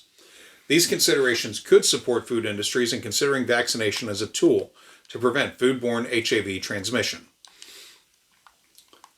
And it goes on to talk about hepatitis A, caused by the hepatitis A virus, is the most common form of acute viral hepatitis worldwide among types A, B, and C, and E. Doesn't mention D. Didn't realize that. Anyway, HAV infection is globally widespread. According to the World Health Organization, there are approximately 159 million new HAV infections each year, resulting in around 1.5 million clinical cases and 39,000 deaths. Hepatitis A may present as isolated, sporadic cases or occur in the form of epidemics. Its incidence varies greatly between countries and is closely linked to factors such as socio-demographic index, hygiene, and sanitary conditions. While high-income countries generally maintain good hygiene standards, these remain insufficient in many low- and middle-income regions. In developed countries, most adults are susceptible to HAV infection. Here, outbreaks are typically driven by interpersonal transmission within high-risk groups, whereas foodborne infections are more likely to cause sporadic cases. However, several outbreaks in these regions have been associated with contaminated food. This shift is likely influenced by increasing international travel and global food imports, which may alter the epidemiology of hepatitis A by facilitating both outbreaks in developed countries and global transmission of the virus. HAV is primarily transmitted through the ingestion of food or water contaminated with feces from an infected individual or via direct contact with an infected person. Even minimal quantities, such as 1,300 infectious units per gram of food, are sufficient to cause infection. This high transmission potential is partly due to the virus's remarkable environmental stability. HAV can remain infectious in water, soil, and on contaminated surfaces. Its persistence is further enhanced at low temperatures, which allows it to survive for extended periods in various food matrices, including leafy greens, carrots, fennel, green onions, spinach, berries, aromatic herbs, and shellfish. For instance, HAV has been found to survive for months on frozen berries and remain infectious on surfaces depending on temperature and humidity conditions. Furthermore, under low humidity, it can persist on foods like lettuce, bell peppers, melon, and dried tomatoes. To inactivate HAV thermally, cooking or boiling at a minimum of 85 Celsius, and they have it in here, 185 degrees Fahrenheit, for at least 1 minute is required. These characteristics allow HAV to remain viable throughout the entire food chain, from production to consumption, posing a risk of fecal contamination at any stage in what is known as the farm-to-fork pathway. These findings confirm that HAV can persist on food long enough to threaten consumer health. While some hygiene treatments may help reduce viral load, none have proven completely effective in eliminating the virus. The virus's resistance to acidic pH enables it to reach the intestinal tract in an infectious form. Its incubation period ranges from 15 to 50 days. That is 50. During this time, the hepatitis A virus, HAV, is excreted in large quantities in feces, reaching concentrations up to 10 genome copies per gram just before symptom onset. After the appearance of jaundice, viral shedding decreases rapidly as anti-HAV antibodies develop. Nonetheless, infants and young children can continue shedding the virus for up to 6 months post-infection. Food handlers play a crucial role in preventing HAV transmission. If infected, they can transmit the virus to susceptible individuals through the food they prepare, and have been identified as a major source of foodborne hepatitis A outbreaks. A single infected food handler can transmit the virus to dozens or even hundreds of individuals during food harvesting, handling, preparation, or distribution, significantly impacting public health and healthcare costs. The primary transmission route through food handlers is direct hand-to-food contact. Throughout the food production chain, agricultural products undergo multiple stages of handling, increasing the risk of cross-contamination by infected workers or contaminated surfaces. Experimental studies have shown that HAV can maintain its infectivity on hands for at least 4 hours. Simply rinsing hands with water may reduce the viral load by 10 to 100 times, but is insufficient for complete removal. Although HAV cannot replicate outside a host, such as in food and water, its low infectious dose poses a significant risk to consumers regardless of the contamination level. Despite wide variation in the number of food handlers worldwide, their role in ensuring food safety is universally essential. Nevertheless, food safety strategies have generally prioritized environmental hygiene and sanitation over direct preventative measures such as vaccination. As of now, mandatory HAV vaccination for food handlers is enforced only in a few countries, such as Germany, while in most others it remains voluntary or merely recommended. Establishing clear epidemiological links between foodborne HAV infections and specific contamination sources remains a major challenge. This difficulty stems from the global nature of food supply chains, where ingredients can originate from distant locations, be incorporated into numerous products, and become contaminated at very low levels. As a result, outbreaks are often detected too late to trace the source effectively. The foods most commonly implicated in outbreaks include shellfish, leafy greens, and both fresh and frozen fruits, particularly berries. However, due to the possibility of cross-contamination, virtually any food can be involved. Therefore, understanding HAV endemicity, that's a new one, and identifying the main sources of infection, both human and food related, are crucial for developing targeted prevention strategies. In line with this, a recent ECDC report on hepatitis A prevention emphasizes the importance of collaboration between public health authorities and the food safety sector to help reduce the burden of foodborne infections. Other narrative reviews from recent literature have examined foodborne HAV outbreaks and the central role of food handlers in transmission, highlighting the potential benefit of immunizing food workers. Such measures could enhance food safety and compliance with hazard analysis and critical control points principles, HACCP, while also mitigating biological risk among food industry personnel. The objective of this systematic review is to assess the impact of food handlers on foodborne hepatitis A infections, examining the crucial role they play in transmitting the virus through food. So, what we get from this is that this is not, in fact, as she said it is, nor has it been for some fucking time. The article I just read from, which is in the link stack and goes into far more detail than I'm providing here, demonstrates that this is a really serious issue and a common occurrence as a foodborne pathogen. This article came out this year, but it was compiled from a lot of studies that it cites, of course, 32 if I read it right, any of which were likely available when Candace made these dumbass claims.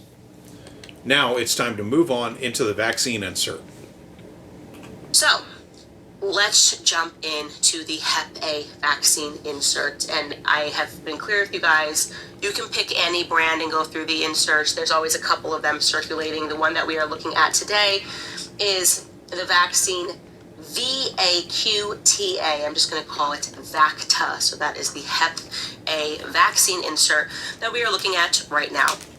So right at the top, again, I mentioned this, they start giving this to children and adolescents beginning at 12 months through to 18 years of age, which I believe is problematic. Skipping down to 5.4, section 5.4, limitations of vaccine effectiveness, it reads, hepatitis A virus has a relatively long incubation period, approximately 20 to 50 days. VaQta may not prevent hepatitis A infection in individuals who have an unrecognized hepatitis A infection at the time of vaccination. Vaccination with VaQta may not result in a protective response in all susceptible vaccinees. So I love that because it's just plausible deniability. Always. Right. So if your kid gets this vaccine, gets sick from having this vaccine, and then not only do they get sick from getting this vaccine, but then they somehow get hepatitis A, and they can say, oh, well, you might have had an unrecognized hepatitis A infection already. And also, we're just saying that it's not susceptible. Like, we can't protect all of the vaccinees, which is really stunning to me because when you go to the CDC website, looking back on that website, it says at the bottom here, hepatitis A can be prevented with a safe and effective vaccine. There always just seems to be this conflict between what the CDC is telling you, which is meant to inspire you and make you feel sure that you can prevent this, it's no big deal. And then when you get into the fine print and you look at what the FDA inserts say, and you look at what the back of the manufacturer's back of the manufacturer's box says, pardon, you'll notice this, that they're just like, oh, I don't know, could not work, whatever. We warned you it could not work, whatever. It's all plausible deniability, as I said. Yeah, this is egregiously stupid even for her low standards. In the interest of fairness, that's what I named that clip. Oh. In the interest of fairness, Candace actually read that almost verbatim. Almost. And the CDC thing, as we know from having read it all here, is that it does say that Hep A can be prevented with a vaccine. Now, neither of those statements are in conflict. Can be prevented is the same kind of language as saying that not all vaccinees, as in people that take the vaccine, not all of them might be spared. This is because, as Candace herself will often note, not everyone's body and life itself does not respond to a set of conditions for everyone. Her little gotcha is fucking dumb for this reason. The fact is, any vaccine lot could be compromised and ineffective, although that is extremely unlikely and incredibly rare because of tight controls on manufacture of vaccines. It is more likely that a person would be an asymptomatic carrier of Hep A than a vaccine lot failing or a person having a failed uptake of a vaccine. I looked up what the uptake failure of VaQta actually is, and it is stunning how effective this one is. From the website GlobalRx, which Candace has used before, clinical efficacy. Clinical trials have demonstrated that VaQta achieves a seroconversion rate of approximately 97 to 100% in adults 1 month following the initial dose. Long-term protection studies indicate sustained antibody levels for up to 17 years post-vaccination. For detailed clinical data, refer to studies such as this 2007 study and this 2010 follow-up. And of course, links are in the paragraph there on the GlobalRx site. A protection rate of 97% to 100% is incredible. Mm-hmm. Next clip.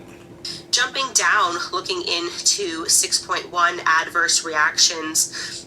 This one is what I would consider a lot of adverse reactions that are listed throughout this pack.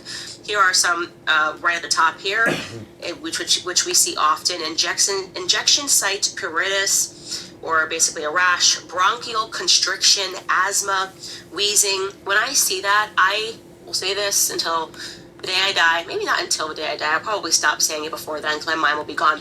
But what I would say is that I am convinced that my lifelong chronic asthma came from vaccines. I remember getting asthma. I did not have asthma my entire youth, and then suddenly, I think around the age of 6 or 7, I had a major bronchial event, and I've had asthma since, and I will forever believe that it is because I got vaccines. I remember when I went to the doctor, I'd come back and I'd be sicker and sicker and sicker. So I am a big believer that a lot of these conditions are caused, these lifelong conditions are caused from vaccines and parents just not knowing anything about it, which my parents definitely would have been a part of that. I have a dad, he didn't have any education past high school. My mother didn't even graduate high school. So, and we lived in low income circumstances. I mean, perfect candidate to just trust the doctor, trust the science, and believe that they knew more than you. Yeah, that's not how that works. So I looked into this, and as usual, Candace is fucking wrong. Without much effort, I found an article by Johns Hopkins Bloomberg School of Public Health, Institute for Vaccine Safety, link in the stack, titled, "Do Vaccines Cause Asthma?"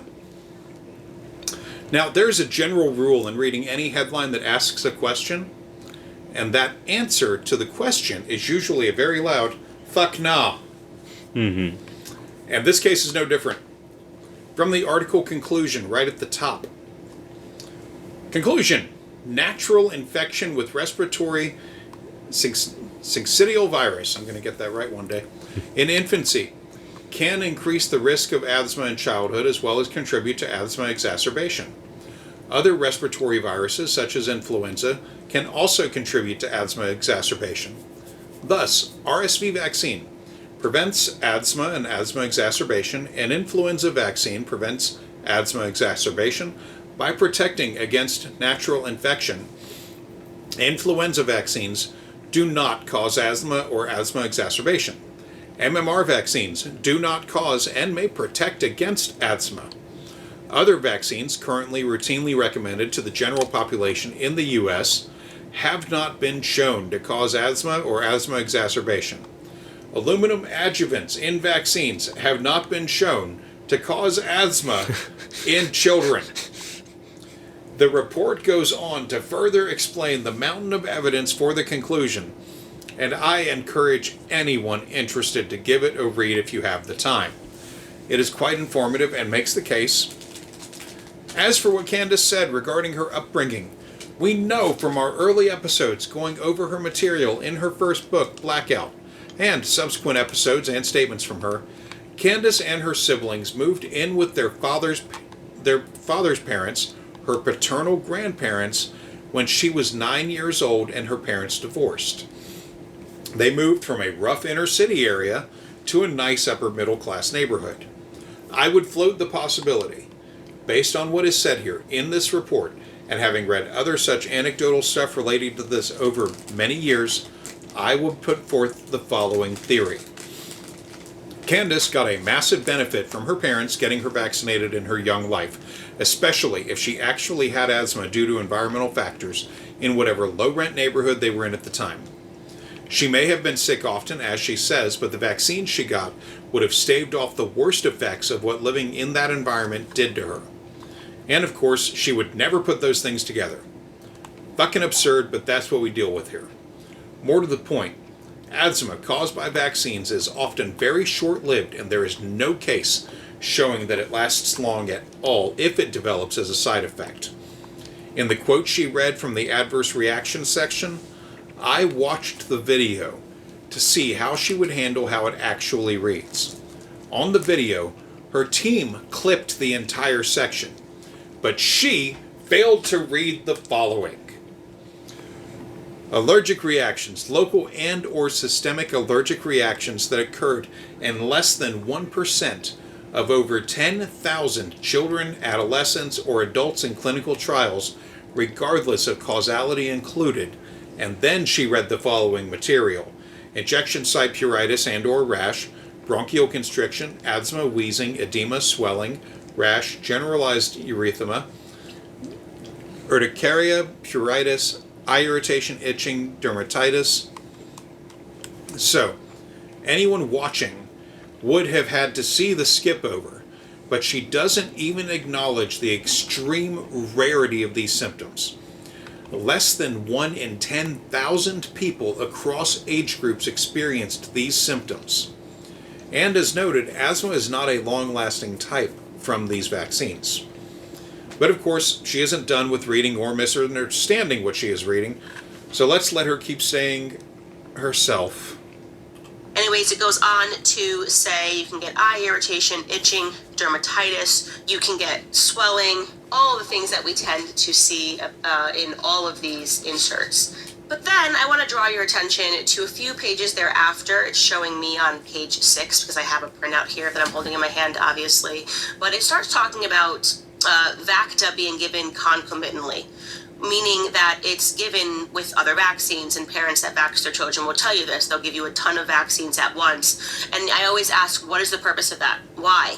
Why can't you do one vaccine at a time? They don't like this, the pediatrician. They're like, no, we're going to do them all at the same time. We don't want to do it with just one. And I suspect, or I guess I would ask the question, is that because when you give them all at the same time, then you can never blame one of the vaccines, right? You're like, oh, we did it at the same time that we gave them the varicella and this one and DTaP and this. So it could be any of the vaccines, none of the vaccines. None of us has to actually take the blame for the reaction that happened. And it shows you that these are some more adverse events that take place because this one is one that is given concomitantly.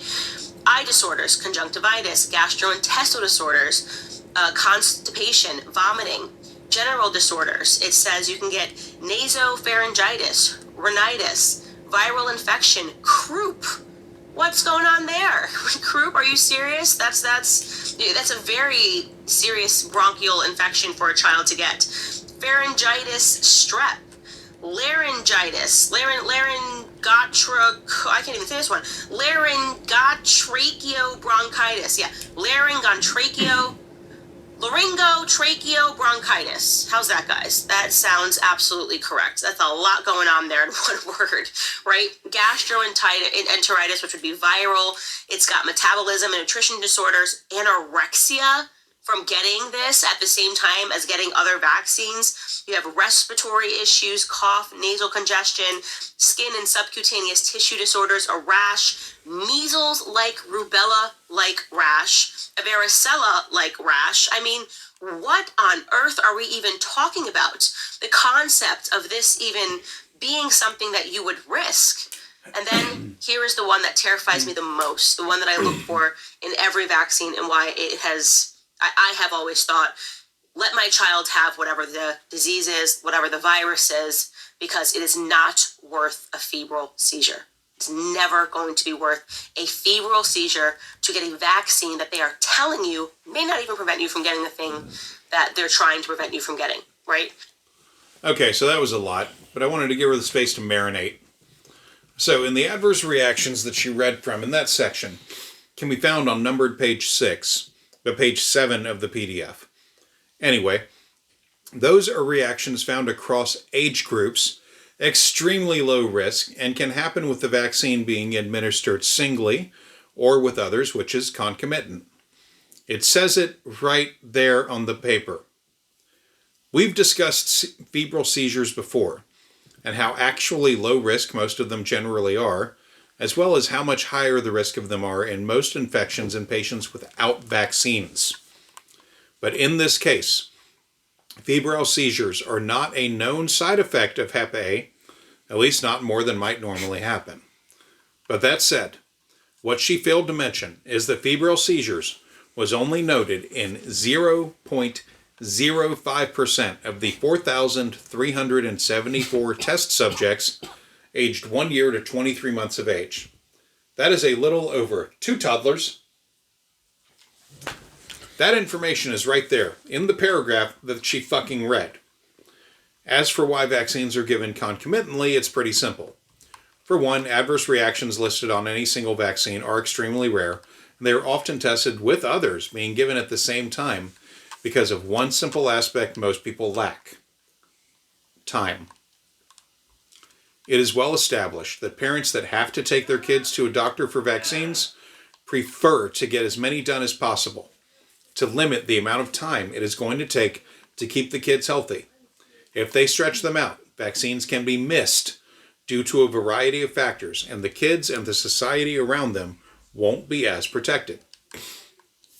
As a side note, fuck fucking Google and their dumb fuck bullshit on docs fucking up my fucking flow by autocorrecting words I wrote entirely correctly and fucking replacing them with other fucking words that wouldn't work in my sentences I was fucking typing them. Fuck you, you fucking hacks, and fuck you too, Clippy, you batshit dumb fuck icon from Microsoft Word from back in the fucking day. AI has no goddamn fucking place beyond underlining my fucking words, you fucking hack, sick fuck programmer shitbag fuckers. Okay.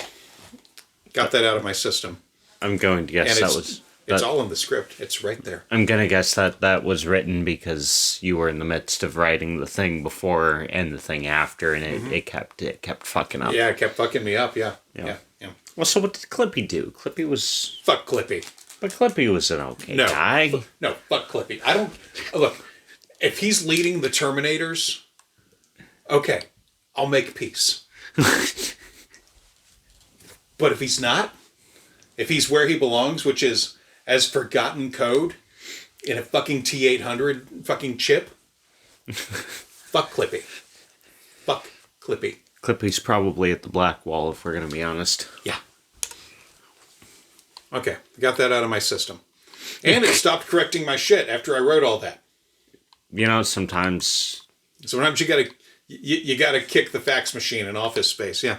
Yep. I shouldn't have to threaten Office Space copier levels of violence on the technology, but I fucking will if it gets the results I need from these fucking wannabe Terminators. Okay, so, moving on. Candace will now repeat her version of the girlfriend in Canada story. The febrile seizure friend. What? You know, how she's like, oh yeah, I've got this friend, the febrile seizure, and it's. Oh, right, yeah. Like I said, when you said the girlfriend in Canada story, I was like, wait. Because that's what I equated to. Yeah. Oh, fair enough, yeah. I've got a girlfriend, but she's in Canada. You'll never meet her. Well, we only live 200 miles from the border. Is she in Winnipeg? You know. All right, so here we go. You see it right there. It says, with or without concomitant vaccines, vaccine-related serious adverse events have occurred, including a febrile seizure. And as I told you guys last week and on previous episodes, I know someone intimately whose child had a febrile seizure and never came back, and now is an adult living in his 30s with his parents, and will never lead an independent life. And so to see that expressed, to see that on the FDA insert, and to think that parents are willing to risk that because they don't want their children to get hepatitis A potentially from drinking something that is very low risk, I don't know, especially when, again, their livers are not even fully developed. Now, they also encourage adults to get this. So if you go on and you look at Table 8, it's talking about the incidence of systemic and adverse reactions in adults that are 19 years of age and older. And this is also incredible and very serious in my view. You can have musculoskeletal and connective tissue disorders, back pain, stiffness, but also reproductive system and breast disorders, menstruation disorders. I have just been shocked, and we are going to get into this later in the series, about the amount of women that are struggling to become pregnant, the amount of women that are suffering from things like PCOS, the amount of women who do not have a regular menstruation process. And doctors just keep gaslighting. We don't know why that is. We don't know why that is. And I just keep saying, this isn't normal. Our grandparents were popping them out, 9 babies at once. Oh, children, they're having children older. My grandfather was one of 12. You got to be pregnant for a very long time to have 12 children. This is because something is interrupting our reproductive health. And when you see something like this listed, we don't know if it can cause well, we do know it can cause reproductive system and breast disorders and menstruation disorders. These are things I don't even think these women consider, right? Yeah, they don't even consider, like, I was vaccinated. My mom took me to get vaccines, and this was obviously my story with the Gardasil shot, which was my huge awakening. Bullshit. And how these come with inserts telling you that this could be impacting your reproductive health. You don't think about it because you're so young. You're listening to your parents, the doctor you trust, you're establishing that relationship with your doctor.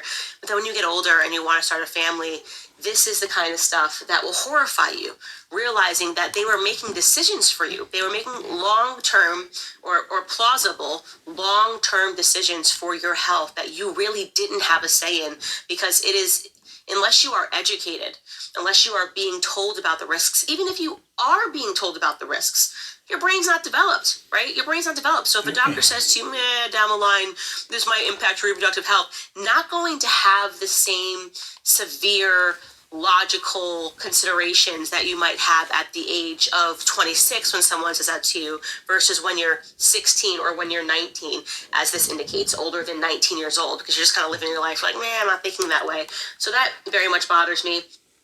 Yeah, first off, about her, grandfather being one of 12. Mm-hmm. How old was his mother when she started having kids? Yeah. Generally, very young. Mm-hmm. Very young. Younger than they would be today, because women have rights. Yeah. Women should have always had rights. But because women have rights, they get to put a pause on breeding. Yeah. As they should. Also, the whole thing of, we don't know why the inability to, have a regular period or that sort of thing. Yeah. I have a friend who, is trying to get all that sort of shit in order for having a child. Yeah. And it isn't some sort of mysterious thing that appeared. It's a generational birth defect. Yeah. As she has found out from her grandmother having passed it on to her mother, who has passed it on to her. I think you meant genetic, yeah. Yeah, genetic. Yeah. Well, about the shit she just said, what she failed to mention was that the incidence of risk and the way it is written do not lead to what she said. Again, on the video, it would have been apparent to the Daily Wire Plus pay pigs that she was getting it wrong. Mm-hmm. But this is the medium of audio, and it sounds worse than it is. And I think that was entirely her focus. Where it says musculoskeletal and connective tissue disorders, back pain, stiffness, reproductive system and breast disorders, menstruation disorders. So, the first part, musculoskeletal and connective tissue disorders is not a thing on its own. It is a category. It is like saying Xbox and then saying a game title, Starfield. So the real risk is back pain or stiffness. Yes. Hello, Squishy. Same with reproductive system and breast disorders. This is also a category. Both categories have semicolons after them, indicating a category. Anyway, for the reproductive one, it is just menstruation disorders. Which, on the surface, which is where Candace lives, that seems bad. Unless you ignore the print above all of it that says these things occurred in less than 1% of vaccinees, up to just over 10%. For the menstruation disorders, I went further into the material and looked up the actual specific incidence rate and what this means. The actual incidence rate is 1.1%. As for further specifics, they were not available beyond just problems with periods. No further specific malady was reported in any source I consulted. That said, further searching didn't provide anything in any source I consulted. Further searching didn't provide anything either, so unless something concrete changes, it is basically irregular periods in 1.1% of adult cisgender females or possibly trans men that get periods and have this vaccine. For the trade-off of avoiding Hep A, I think it would be worth it, but you do you. She's not done jumping around on the insert, though. Never is. Then we look, of course, always under 6.2 in all of these vax inserts, and it discusses the post-marketing experience. And we are always talking about these blood and lymphatic disorders that can develop with all of these vaccines. But then we see that big one again, Guillain-Barré syndrome, cerebellar ataxia, encephalitis. These are very serious conditions to have. We're talking about paralysis. This is just stunning to me. And no person they would just say, yeah, it's just a vaccine. It's totally fine. Okay, well, it's just a vaccine. Start providing people with this sort of information so they can decide whether or not they want hepatitis A, which admittedly has no cure, or if they want Guillain-Barré syndrome. If they want to live a life with hepatitis A, or they want Guillain-Barré syndrome. I every single time would pick living a life with hepatitis A if those two choices were presented in front of me. Spoken like somebody who doesn't have to deal with living with hepatitis A. Yeah. So, yeah. It will, since I looked up exactly how to, pronounce it, it's Guillain-Barré. Actually. Actually. So that was an interesting quote. But first, from the insert, here's everything she didn't fucking read. The following additional adverse events have been reported with use of the marketed vaccine. Because these reactions are reported voluntarily from a population of uncertain size, it is not possible to reliably estimate their frequency or establish a causal relationship to a vaccine exposure. Blood and lymphatic disorder category. Thrombocytopenia. Nervous system disorder category. Guillain-Barré syndrome, cerebellar ataxia, encephalitis. Post-marketing observational safety study.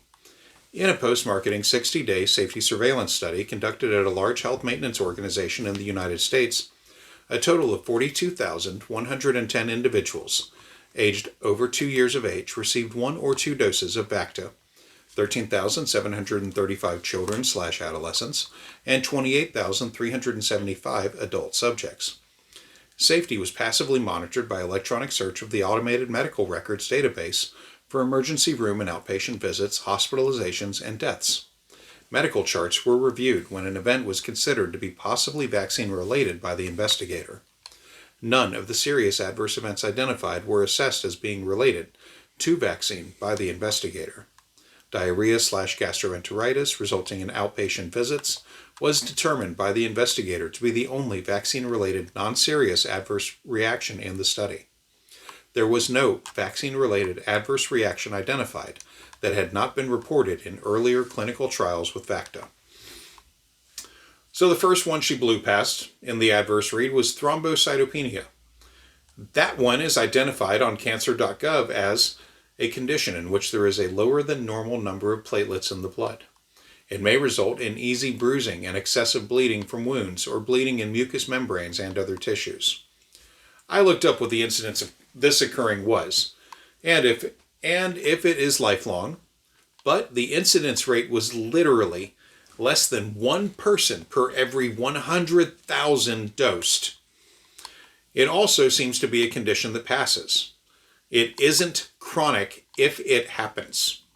GBS, Guillain-Barré syndrome, which she is so against, is also so low as to barely register as a side effect. According to the World Health Organization, it is 1 to 2 people per 100,000, which is the same as the general population that didn't vaccinate against this. Comparing the two, since she does in the clip, GBS, if contracted and as a bad effect, can be treated with therapy.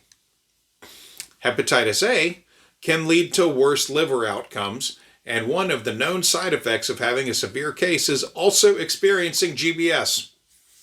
So, in other words... So Candace would rather risk the many possible severe outcomes of Hep A, which quite possibly also risks GBS. So, in other words, you could just, using her logic anyway, just take the fucking shot and still be at the same equal chances of getting GBS. Yeah. Or, don't take the shots. It is 2. Yeah. Don't take the shots and risk getting hepatitis A and possibly get GBS.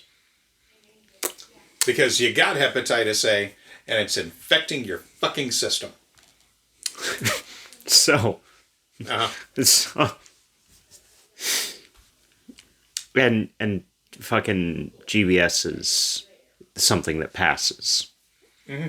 You get past GBS. Yeah. You can't get past having Hepatitis. a Hep A. Well, I mean, it can, but that's the big risk. It's like the risk of getting COVID. Mm. A lot of people were asymptomatic carriers, where they wouldn't have even known. It's like 0 symptoms, but they're passing it on anyway to people that did get symptoms, many of which got hospitalized, many of which died. Yeah. Because it's random. It doesn't give a fuck who you are. Yeah. It killed babies, and it killed old folks and everyone in between. It killed athletes. Mm-hmm. It killed famous, good-looking people. It killed people no one heard of. Mm-hmm. It killed. It had a COVID had a fucking death toll in 1 year that took AIDS 10 years to hit. Mm-hmm. Just in America. Let alone elsewhere. Yeah. So, yeah, it didn't give a fuck. Diseases don't give a fuck. No.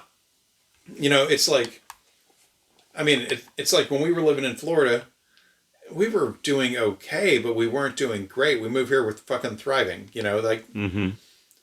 There's no telling what's going to make a thing work. Yeah. And unfortunately, when these things work, it's really fucking bad. Mm-hmm. That's why warnings get put out and shit. Yeah. So, next clip. And of course, as I always point out to you guys, virtually all of these vaccines, I've never even seen one of them that doesn't say this, will say, and this is under section 13.1, that it has not been evaluated for its carcinogenic or mutagenic potential, or its potential to impair fertility. So, yep, we intentionally do not test whether or not it will impair your fertility. We intentionally do not evaluate whether or not it will give you cancer. But when we keep saying, oh, the breast cancer rates or cancer rates are going up, we don't know what's happening, we get to play stupid, and we could say, I don't know. It could be in the water. It could be in the food. It couldn't possibly be us. It couldn't possibly be us introducing your liver to toxins. It couldn't possibly be anything that we do, because we're a big pharma and we're here to help. We're also here to become billionaires, to aspire to become trillionaires. We are the most successful drug cartel in the entire world, especially the one that is being pushed by the American ecosystem of the medical establishment. This is one of my favorite clips now. Yeah. I've sat on this for so long because of the following article I found when I went looking for information on why this vaccine and others make the statement that they don't have data on carcinogenic or mutagenic effects. Okay? Okay. The following is literally from an article titled, "Vaccines Don't Cause Childhood Cancer, Contrary to Claim by Candace Owens." God damn. Let's just appreciate that title for a moment. It is from sciencefeedback.org, and the date is January 25th of 2024. Candace has been making this claim for some time now. Anyway, from the article. Verdict: inaccurate. Damn. Claim: vaccines have caused an explosion of childhood cancer. Vaccine package insert states vaccines weren't tested for mutagenic effect. God damn. Source: Twitter, Candace Owens, 2024-01-19. So, Candace made this claim on Twitter then, which was maybe a couple of weeks after this episode came out. Candace made this claim on Twitter then, and this report was compiled less than a week later. What was she saying about lies and speed and the truth? Anyway, more from the article. Verdict detail: factually inaccurate. Epidemiological data on cancer doesn't show an explosion of childhood cancer. No association between childhood vaccines and childhood cancers has been established by reliable studies. There's also no known mechanism that would explain vaccines causing cancer. Misrepresents source. The fact that vaccine package inserts state a vaccine hasn't been tested for carcinogenicity or mutagenicity doesn't mean we have no data on whether vaccines cause cancer. Such tests weren't performed because the safety of these vaccines had already been demonstrated through data acquired earlier, and vaccine ingredients aren't present in quantities that pose a cancer risk. Then it says, see our method of evaluation. The full claim, quote, "There is not a single doctor in the world that can tell you that vaccines do not cause cancer. On every single FDA insert for every vaccine, there is a disclaimer of sorts which states that the vaccine has not been tested for carcinogenic or mutagenic effect, ... An explosion of childhood cancers, particularly leukemia, coincides with the explosion of vaccines after manufacturers were removed from liability, ... Big Pharma knows that, among other things, vaccines can cause childhood cancers," end quote. That's the full claim. Review. In January 2024, political commentator and talk show host Candace Owens posted a tweet on X, formerly Twitter, claiming that vaccine package inserts state vaccines haven't been tested for carcinogenic or mutagenic effect, that there has been an explosion of childhood cancers after manufacturers were removed from liability, and that vaccines can cause childhood cancers. The tweet received more than 23,000 likes and more than 1.5 million views on X/Twitter. A day earlier, Owens quote-tweeted a post by German disinformation outlet Disclose.tv, implicitly claiming COVID-19 vaccines cause cancer. The post was soon marked by X's community notes, clarifying that the claim was implausible since it was based on data collected before COVID-19 vaccines were made available. God damn. Owens has propagated health misinformation and conspiracy theories on several occasions in the past. In this review, we show that epidemiological data on cancer in the U.S. don't substantiate her claims, and published studies so far haven't found a convincing association between childhood vaccination and cancer risk. Cancer trends have been on the rise for the last 5 decades, but reasons are multifactorial and don't involve vaccines. Was there an explosion of childhood cancers after vaccine manufacturers were, quote, removed from liability? Were vaccine manufacturers removed from liability in the first place? Owens' claim about vaccine manufacturers no longer being liable is likely a reference to the U.S. National Childhood Vaccine Injury Act, which is commonly, but incorrectly, understood to remove all liability from vaccine manufacturers for any harm arising from vaccines. As we explained in a previous review, the Act, which came into effect in 1986, does not completely stop people from holding manufacturers liable from harms from vaccination. In fact, multiple lawsuits have been filed against a vaccine manufacturer by the anti-vaccine organization Children's Health Defense, clearly demonstrating the falsity of this claim. As a side note, I want to point out that Children's Health Defense was the company that Candace pulled a lot of her worst data/lies from, and it is the company that famously was chaired by current Health and Human Services Destroyer-in-Chief Robert F. Kennedy, Jr. Jumping back in, the article goes on to say, as for Owens' claim that there was an explosion of childhood cancers after the act was passed, we can verify it using epidemiological data about cancer in the U.S. One source for this data is the U.S. National Cancer Institute's Surveillance, Epidemiology, and End Results, SEER or SEER program. The data for trends in new cancer cases in those younger than 15 is shown below, see Figure 1. The data extends all the way to 1975, covering the periods before and after the Act came into effect in 1986. The article has a chart included at this point, but I'm skipping describing it. The link is in the show notes. Moving on, the SEER data shows that cancer incidence rates have been rising since 1975 with no discernible difference before and after 1986. We can see that the rise is steady and gradual over time with no sudden marked increases. Thus, the SEER data doesn't paint a picture of an explosion of childhood cancer that Owens asserted had happened. Encouragingly, while incidence rates have risen, the cancer mortality rates for this age group have fallen, showing that cancer patients' chances for survival have improved with time. The same trend of a steady and gradual increase in incidence over time can also be seen in the case of leukemia, see Figure 2 below, which Owens' tweet singled out. Leukemia, which is a cancer of the white blood cells, is the most common childhood cancer in the U.S. and globally, and is also the most commonly recorded cause of cancer death in children. There is another graph here, moving on. Interestingly, when we switch to looking at more recent trends, which look at the last 2 decades as opposed to the trends for the past 4 decades, we see that the incidence for all cancers in the same age group starting from 2017 has been on a downward trend.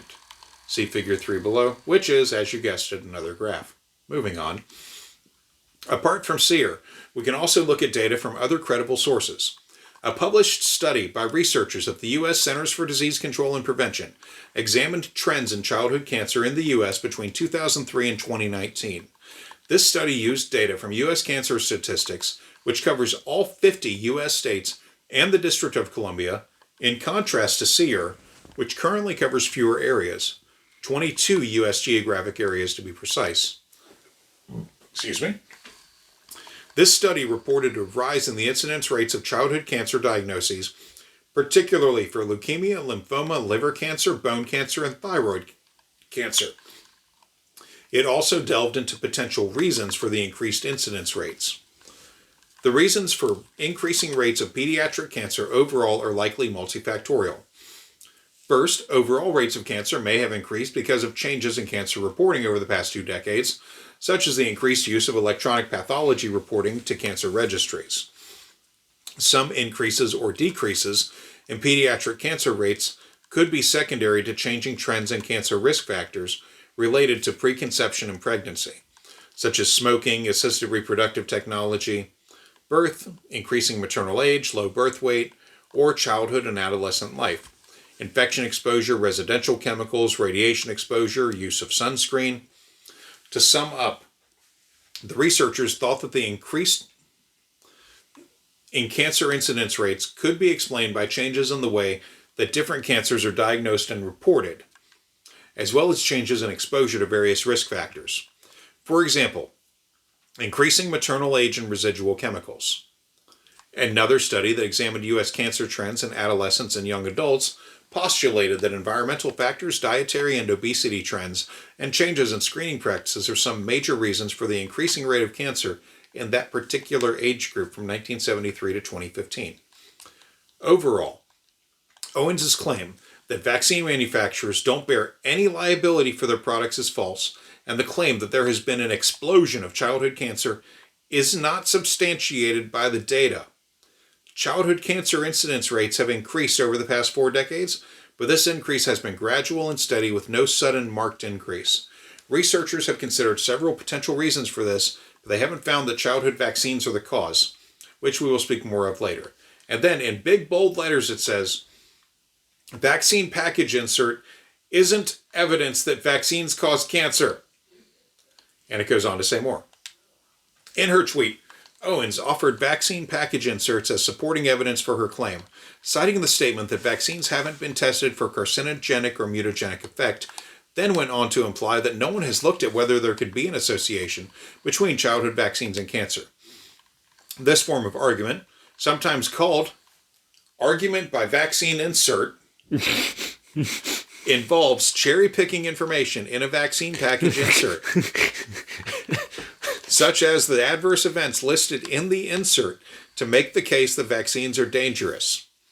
This is despite the vaccine package insert also including an important caveat that adverse events aren't necessarily caused by the vaccine, as one comic from The Logic of Science illustrates. Like claims that cite adverse events in an insert as evidence of vaccine harms, Owens' claim about the lack of carcinogenicity testing for vaccines is misleading and misrepresents the information presented in vaccine package inserts. The website Skeptical Raptor, which debunks pseudoscientific claims, explained in this article, linked in the thing, that the package insert contains information that tells healthcare providers how a pharmaceutical product is to be used and other information like warnings not to use a drug in certain situations. In the United States, regulations stipulate that all pharmaceutical package inserts, vaccines or not, must contain specific sections, including non-clinical toxicology. This section describes the product's potential for carcinogenesis, ability to cause cancer, mutagenesis, ability to produce mutations, and fertility impairment, and is what Owens' tweet refers to. However, this section has, quote, little applicability, end quote, in the case of vaccines. The Skeptical Raptor article pointed out because studies over the long term have detected no indication that the vaccine causes cancer, the package insert may state some innocuous verbiage such as no known information, meaning that in the 10 to 15 years of research and study, no evidence that the vaccine is carcinogenic or mutagenic. This section is frequently misused by anti-vaccine pseudoscientists using the argument from ignorance. They think that because it hasn't been tested for cancer, it could cause cancer.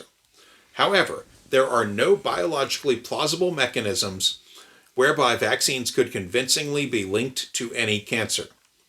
Pediatrician Vincent Lionelli also tackled the same claim, explaining that established guidelines for non-clinical evaluation of vaccines generally don't consider carcinogenicity or mutagenicity studies for vaccines to be necessary because earlier findings don't indicate the need for concern. The second edition of the reference book, A Comprehensive Guide to Toxicology and Non-Clinical Drug Development, published in 2016, states the following with regards to vaccines. Quote, generally, mutagenicity studies are not required for vaccines. World Health Organization Guidelines on Non-Clinical Evaluation of Vaccine in European Medicines Evaluation, EMEA. Genotoxicity studies might not be relevant for adjuvant of biological origin. The potential for gene mutation, chromosome aberrations, and primary DNA damage might be needed for synthetic adjuvants because they are considered to be new chemical entities. It goes on to say generally carcinogenicity studies are not required for vaccines.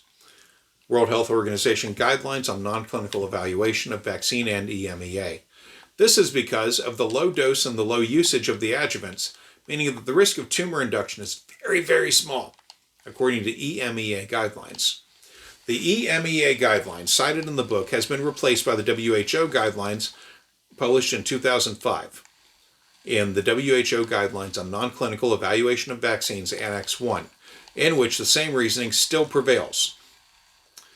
It says, genotoxicity studies are normally not needed for the final vaccine formulation. However, they may be required for particular vaccine components such as novel adjuvants and additives. Carcinogenicity studies are not required for vaccine antigens. However, they may be required for particular vaccine components such as novel adjuvants and additives. INL acknowledged that formaldehyde, which is present in some childhood vaccines, can lead to cancer. However, this effect is only observed in those who have been exposed to high levels of formaldehyde over long periods of time, as in the case of occupational exposure, such as at a job. Moreover, formaldehyde also occurs naturally in the human body as it is needed for DNA synthesis, and the quantity present in any individual vaccine is about 1,500 times smaller than the quantity present in a 2-month-old infant. This means that there's no plausible reason for the formaldehyde in vaccines to pose a safety concern. To sum up, the reason why vaccine package inserts state that the vaccine has not been tested for carcinogenic or mutagenic effect is because there's no scientific grounds to think the vaccine would cause either effect. Childhood vaccines don't use novel adjuvants or additives, and vaccine ingredients aren't present in quantities that are expected to cause cancer based on previous research. Published studies haven't found that childhood vaccines cause cancer. Owens' claim implied that no scientific work had been done to investigate whether childhood vaccines could influence cancer risk, but this isn't true. Below are some of the studies we found that explored this question. A 1997 case control study in Greece compared 153 hospitalized children who were diagnosed with leukemia with 300 hospitalized children who didn't have leukemia. The study found no statistically significant association between leukemia in childhood and the number of viral vaccines received, defined in the study as measles, mumps, rubella, hepatitis B vaccines, or with the number of DTP, diphtheria, tetanus, pertussis vaccines received. In 1989, researchers published a case control study performed in New Zealand, also looking at whether various factors, including vaccination, could be associated with childhood leukemia. It included children aged between 0 to 14 years old. The researchers reported that there was no significant trend with the number of different vaccinations. A study published in 2005 in the International Journal of Epidemiology, also another case control study, compared children who had been diagnosed with leukemia and those who didn't. Examining vaccination records in Northern California, the researchers found no association between childhood leukemia and the vaccines against diphtheria, pertussis, tetanus, polio, measles, mumps, and rubella. A systematic review and meta-analysis, a type of study that pulls together the results of multiple studies addressing the same question for analysis, published in Scientific Reports in 2017, did not find an association between early childhood vaccination and a greater risk of childhood cancer.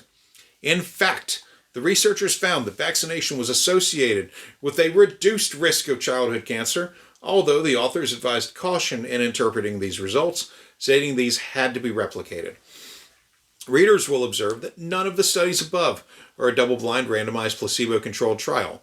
While such an experimental design is, in theory, most ideal, ethical implications can limit its use. In the case of approved vaccines that have been established as effective, it is considered unethical to keep children unvaccinated for the sake of having a control group, as this would have the children exposed to the risk of vaccine-preventable diseases. As such, researchers use different approaches to answer this question. Conclusion. Childhood vaccines typically don't need to undergo testing for carcinogenicity and mutagenicity because their safety had already been demonstrated in earlier studies and because vaccine ingredients aren't present in quantities that pose a safety risk. Published scientific studies so far haven't found relatable evidence showing that childhood vaccination increases the risk of childhood cancer, and in fact, some childhood vaccines, such as the hepatitis B vaccine and the human papillomavirus vaccine, protect individuals from certain cancers. So there you have it. An article from the Time literally quoting her bullshit and pushing back with fact-based evidence. It is almost orgasmic. And now, of course, the time has come for Candace to address Pay Pig questions. I want to remind everyone that this show was being shot from her own personal studio at her house, complete with her own Stanley mug on the counter. Yep, Stanley, not Standis mug at the time. You know, she missed out on not using Standis cup. I'm just saying. Stanley, because Standis cup, it sounds like Stanley cups were a hot item. See, instead of... But hold on. In the video, she has a sticker over where the Stanley logo is, and a sticker over her Apple logo on her computer. Because Candace is a basic one. But anyway, this was her show being filmed in her own home.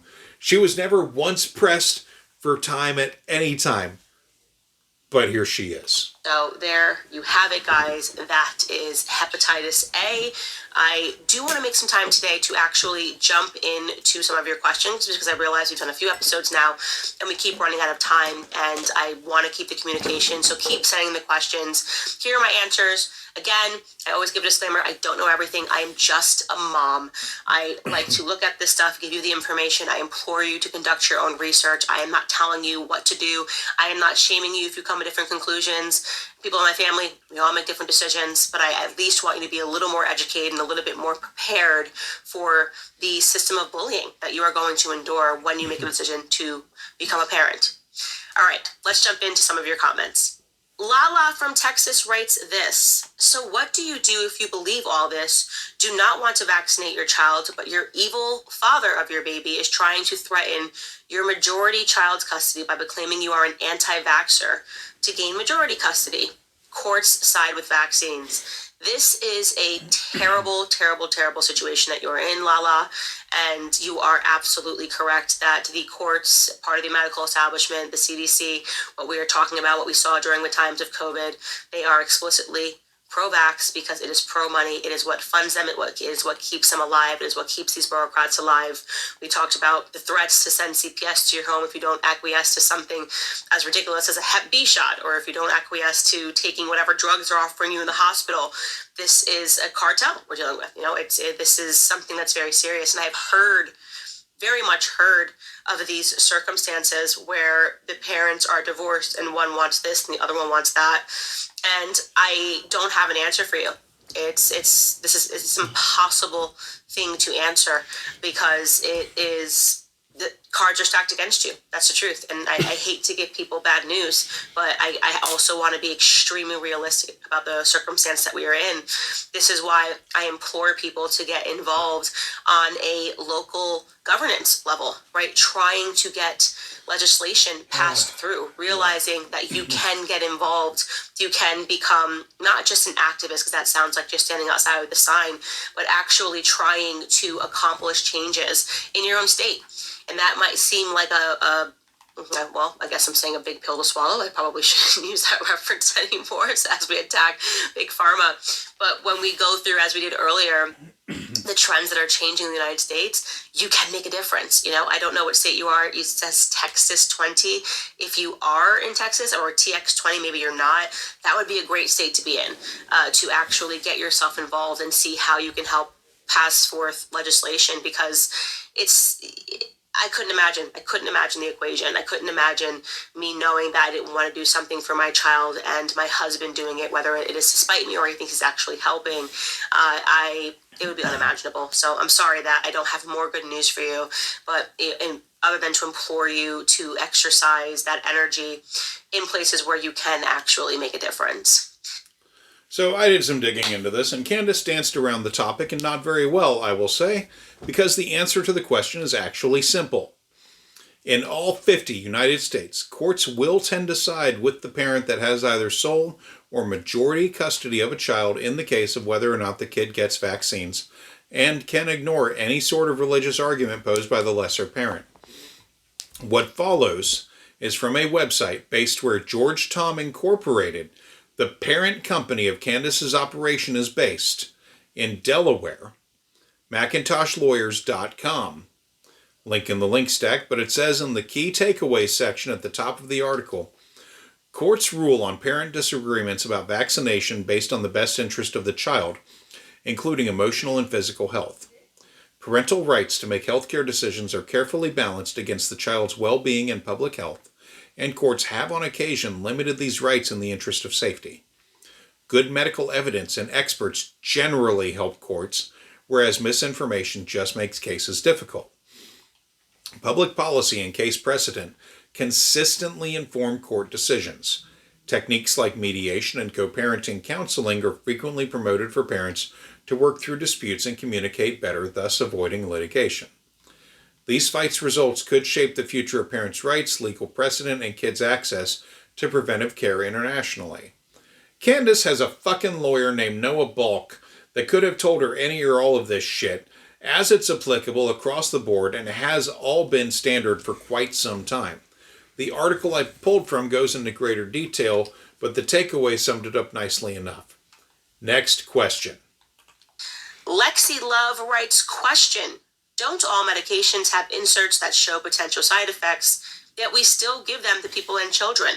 Can someone please explain to me what the difference here with vaccines are? So if you're asking why, for whatever reason, they don't give you this stuff when you are getting vaccines in the office, I don't know. It's actually stunning to me.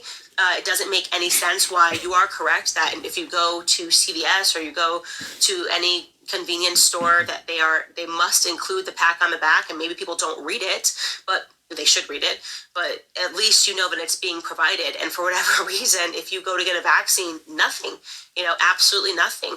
Maybe they'll get you to sign off on some paperwork, or they give you like a one-sheeter, and it basically says, this is why you should do this no matter what. It's here to protect you, but they are not required to hand you the ingredients of what they are about to put into your arm. It should be illegal. It's not. Yep, time for this bullshit again. Included in the link stack is a PDF from immunize.org, and I'm going to read both pages of it now for the record, because this is one of the worst lies that she keeps fucking saying. You must provide patients with vaccine information statements, VISs. It's federal law. What are vaccine information statements, VISs? Vaccine information statements are documents produced by the Centers for Disease Control and Prevention, in consultation with panels of experts and parents, to properly inform vaccinees or their parents or legal representatives about the risks and benefits of each vaccine. VISs are not meant to replace interactions with healthcare providers who should address any questions or concerns that the vaccinee or parent legal representative may have. Using VISs is legally required? Federal law under the National Childhood Vaccine Injury Act requires a healthcare professional to provide a copy of the current VIS to an adult patient or to a child's parent/legal representative before vaccinating an adult or child with a dose of the following vaccines: diphtheria, tetanus, pertussis, measles, mumps, rubella, polio, hepatitis A, hepatitis B, hemophilia, influenza type B, HIB, influenza, pneumococcal conjugate, meningococcal, rotavirus, human papillomavirus, or varicella/chickenpox. Where to get VISs? All available VISs can be downloaded from the websites of immunize.org or CDC. They provide links in the statement. Ready-to-copy versions may also be available from your state or local health department. Translations. You can find VISs in more than 40 languages on the immunize.org website. To obtain translations of VISs in language other than English, go to, and it gives a link.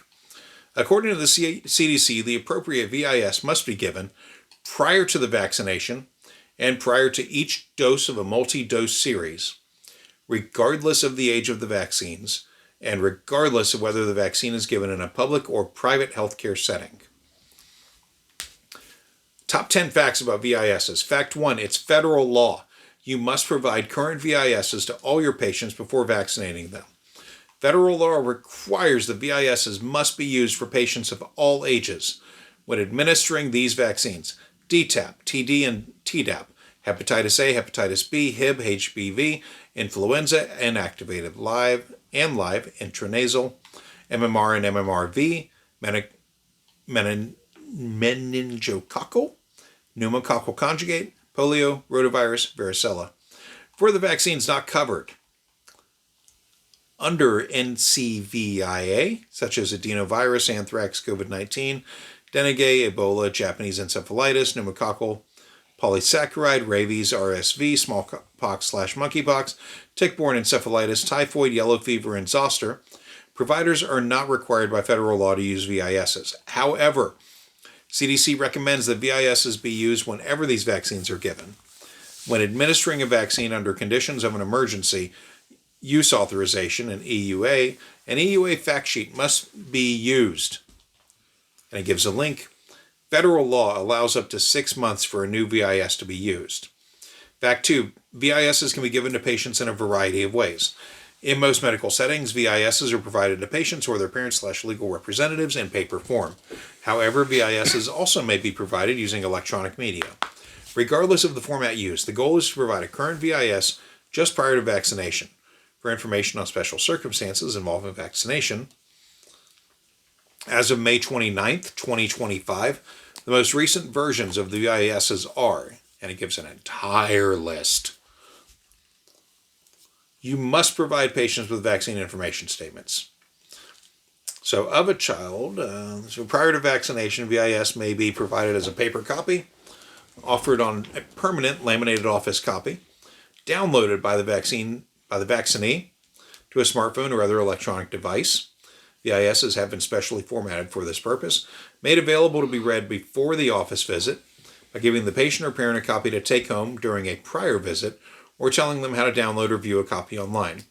These patients must still be offered a copy in one of the formats described previously to read during the immunization visit as a reminder. Regardless of the way the patient is given the VIS to read, providers must still offer a copy, which can be an electronic copy, of each appropriate VIS to take home following the vaccination. However, the vaccinee may decline to take the VIS home. Fact 3, VISs are required in both public and private sector healthcare settings. Federal law requires the use of VISs in both public and private sector settings, regardless of the source of payment for the vaccine. Fact 4, you must provide a current VIS before a vaccine is administered to the patient. A VIS provides information about the disease and the vaccine and must be given to the patient before a vaccine is administered. It is also acceptable to hand out the VIS before administering vaccines, such as at a prenatal visit or at birth for vaccines an infant will receive during infancy, as long as you still provide a current VIS right before administering vaccines. Fact 5, you must provide a current VIS for each dose of vaccine you administer. The most current VIS must be provided before each dose of vaccine is given, including vaccines given as a series of doses. For example, if 5 doses of a single vaccine are required, such as DTaP, the patient or parent/legal representative must have the opportunity to read the information on the VIS before each dose is given. Fact 6, you must provide VISs whenever you administer combination vaccines. If you administer a combination vaccine that does not have a standalone VIS, such as Kinrix, Quadricel, Pedorix, Pentacel, Twinrix, you should provide the patient with individual VISs for the component vaccines or use the multi-vaccine VIS. The multi-vaccine VIS may be used in place of the individual VISs for DTaP, Hib, hepatitis B, polio, and pneumococcal when 2 or more of these vaccines are administered during the same visit. It may be used for infants as well as children through 6 years of age. The multi-vaccine VIS should not be used for adolescents or adults. Fact 7. VISs should be given in a language/format that the recipient can understand whenever possible. For patients who don't read or speak English, the law requires that providers ensure all patients, parent or legal representatives, receive a VIS regardless of their ability to read English. To obtain VISs in more than 40 languages, visit the immunize.org website and it gives links. Fact 8. Federal law does not require signed consent in order for a person to be vaccinated. Signed consent is not required by federal law for vaccination, although some states may require it. Fact 9. To verify that a VIS was given, providers must record in the patient's medical record or permanent office log or file the following information: the addition date of the VIS found on the back of the right bottom corner, the date the VIS is provided, such as the date of the visit when the vaccine is administered. In addition, providers must record the office address and name and title of the person who administers the vaccine, the date the vaccine is administered, the vaccine manufacturer and lot number. Fact 10. VISs should not be altered before giving them to patients, but you can add some information. Providers should not change a VIS or write their own VISs. However, it is permissible to add a practice's name, address, and contact information to an existing VIS. Additional resources on VISs and their use are available from the following organizations: Immunize.org, it provides links; Centers for Disease Control and Prevention, and provides links. So that is that. And fuck you, Candace, and fuck you, RFK, and fuck you, Sirhan, and fuck you, Trump, and fuck you, RFK Jr., and fuck you, all of you fucking people that believe the shit Candace Owens says on this fucking topic, because she is clearly a massive fucking liar. I swear, if the Pinocchio rule was applied to her, we could attach a fucking space probe to her nose and touch foreign planetary bodies with it easily. That shit could revolutionize space travel. And if she is involved, maybe she won't blame Satanists for the space program or whatever the fuck. Moving on. Next question. Candace doesn't understand consent or waivers, apparently, which is a huge shock to the system for a woman that befriends rapists and pimps. Pink Panther writes, when I took my son to the pediatrician and refused to have him vaccinated, they made me sign a paper releasing them of any responsibility. I asked them for a paper to sign making them duly responsible for any damages from the vaccines. Guess who didn't sign anything? I love that, Pink Panther. By the way, that's a great screen name, Pink Panther.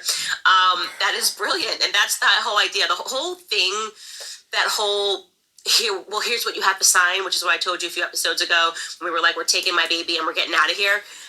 Essentially trying to get people to sign a piece of paper is just a point of thuggery, right? It's like, oh, okay, well, you don't do it, but sign and say that whatever happens to your kid is not our fault. That's meant to scare you. That's the psychological warfare. I mean, they're like, oh my gosh, if I sign something. I signed that thing so happily in the hospital. I was like, could somebody bring me crayons? I'm going to draw around it, color it. Yup, not doing this. And they're very stunned by that because that is sort of their last-ditch effort to make you think you're doing something dangerous and we want you to sign a waiver saying that it's not our fault. Yes, it would make sense. It would make sense if, since they are the ones pushing it, since these are the drug dealers, that they also sign something. That if something happens to my kid for the rest of my child's life, into their adulthood, you're going to pay for it. You accept full responsibility. And no, I am guessing they did not sign anything. I want to remind everyone again that a continued assertion of this podcast is that Candace Owens was never, in fact, harmed by Gardasil. This is because if she had been, she could have used the Vaccine Injury Compensation Program, the VICP, otherwise known as the Vaccine Court, to pursue a case against the manufacturer, which the first step in litigation when one has a valid claim. She would have known that this approach that she is pushing and blathering about is nonsense, and that the VICP program is there in the event of a valid claim of harm. It is paid for with a 75-cent surcharge for every dose of every vaccine given out that is covered by the program, which is most of them. The manufacturers pay this into a trust fund established by the program, and that trust fund pays award money and pays for the time of the court and the legal fees involved, including attorney fees. So there is no reason to run a doctor through your bullshit, since the VICP exists and seems to work well. As for where Candace lives in Tennessee, all she had to do is say no to signing the form acknowledging her refusal to vaccinate her kids, and all it would have required is a witness to her refusal to sign. The form is there to take liability away from the medical provider because the parent is a fucking douchebag. If this next fool is from Ireland, you guys have some fucking educating to do. Gala J writes, will you cover vaccines recommended for pregnant women? In Ireland, it's the whooping cough and the flu vaccine and now the COVID vaccine. Yes, this is something that I have realized has exploded over the last couple of years, where now they're trying to front-end vaccines. And I know someone who, I am telling you from the bottom of my heart, her baby had a seizure in the womb after she got the Tdap shot. Everything was totally fine, and then suddenly everything was not fine with her child. And this is, again, a circumstance of plausible deniability. The child is in your womb, it's growing. You cannot say that their vaccine caused that. These same people that are telling you if you have one glass of wine, get in that hot tub for longer than 10 minutes, eat sushi, and now telling you that, no, absolutely, we can give you all of these toxins while you are pregnant, and if something's wrong with your child, that's just the way your child was born. That is madness to me. I've already shared this with you many times, but I decline all vaccines while I'm pregnant. I even decline the sugar test to see if you have gestational diabetes. I feel very in tune with my body. I would know if something was wrong with my body. You can see it when you look at people that seems to be something off. They're having weird symptoms, and I'm just not somebody who engages in that whatsoever. But it is something that does need to be discussed. And I would say a starting point, by the way, is to just go back to the DTaP episode. It's virtually the exact same ingredients. You're just getting more of it because you're an adult. Right? So one's the Tdap, one's the DTaP. If it's for children, go look at those ingredients and just really then compare it to that big list the doctor gives you of things that you are not allowed to do while you're pregnant. Deli meat, aluminum. Oh, okay, you shouldn't eat the deli meat, but you can go ahead and get this shot of aluminum, and everything is going to be totally fine. Like I said, absolute madness. And yes, we will cover that on a later episode. I'm gonna need a fucking sandwich with some deli meat after all this. Yeah, right. Okay, so we covered this shit on the Tdap episode as well, Candace. Anyone that wants a thorough debunking of her bullshit on that one can go back and give it a listen. As for her being miffed about wine and hot tubs and whatever else pregnant women are generally advised not to do, I can only imagine that she tried to do a lot of shit and got pissed about it at some point. Considering that so very few medicines are available to pregnant women that want to carry to term, Candace's argument seems more bullshit. Very few medicines at all are considered okay for pregnant persons, right? But a few vaccines are okay because they have been tested and found beneficial, and not a risk, but actually a boon for the child and the mother. So her argument falls apart pretty easily. As for not taking the gestational diabetes test, that's just dumb for her to skip on if the doctor advised for her to do it, but whatever. At this point, I have to assume that if my religious outlook is correct, then whoever she is giving birth to must have previously been soldiers or mercenaries that fought for Rhodesia. Next question. What? Yeah, they fought for Rhodesia. They got killed, which Rhodesia is what is formerly Rhodesia. It's currently Zimbabwe. Okay. Because they had a revolution that worked. Right. There's been a lot of bloodshed there since, but they kicked them white motherfuckers out. Fair. Yeah. The Rhodesian military uniform was fucking ridiculous. It was like that. It was like a tan, like safari, like top. Mm-hmm. And you remember Reno 911? Yeah. Remember Sheriff Dangle? Yeah. Basically, Dangle shorts. On the whitest possible legs. Oh my god. Like, Behind the Bastards did an amazing breakdown of Soldier of Fortune magazine, which was a magazine sent out to people that fancied themselves as mercenaries. Mm-hmm. Rhodesia recruited a lot of, like, dumb people from Soldier of Fortune magazine that wound up going over there, and a lot of them would get shot walking off the plane. Like, the rebels just were picking them off. Like, just in the biggest, baddest ways. Like, yeah, it is... Brother, this is the easiest killing we've ever done. Well, it helps that they land the plane in the exact same spot every time. I mean, props to the pilots. They landed in the same spot. Oh my God, it was so impressive hearing the whole breakdown of it. But yeah, I have to assume that anyone coming through the birth canal of Candace Owens or anyone like her had to have been a soldier for the Rhodesian military. Got picked off, their soul floated around for a while, maybe they became a cockroach, maybe they became a good cockroach, they earned their way back to humanity, and now they get, vaginally produced by Candace or friends, and they have to suffer a life without vaccines. How do you be a good cockroach? Maybe it's a cockroach that, eats other Rhodesians. I don't know. They're not all bad. They're just, you don't want them in your house. You just, want them in nature. Be a nature cockroach and go do nature cockroach things. Eat a pile of leaves or whatever the fuck. And maybe don't be bad. Sacrifice yourself, for the good of your brood. Get eaten by a bird, whatever the fuck. Okay, fair enough. Yeah. Even if it doesn't have a concept of good or bad, it has a concept of survival and sacrifice. Yeah. That would be like a good cockroach. Okay. Fair enough. You fight for Rhodesia, you get sent back down to cockroach level, you earn your way back up, but you get to be human, but, you're human that comes out of a bad human. Mm-hmm. Now you have to fight that programming and try to continue to be good, even though you've come from a really bad place. Best place to end up is turtle, I think. Yeah. A turtle just died recently that was 140 something years old. Really? Yeah, massive Goddamn. lifetime. Yeah. Okay, next up. This person makes no sense.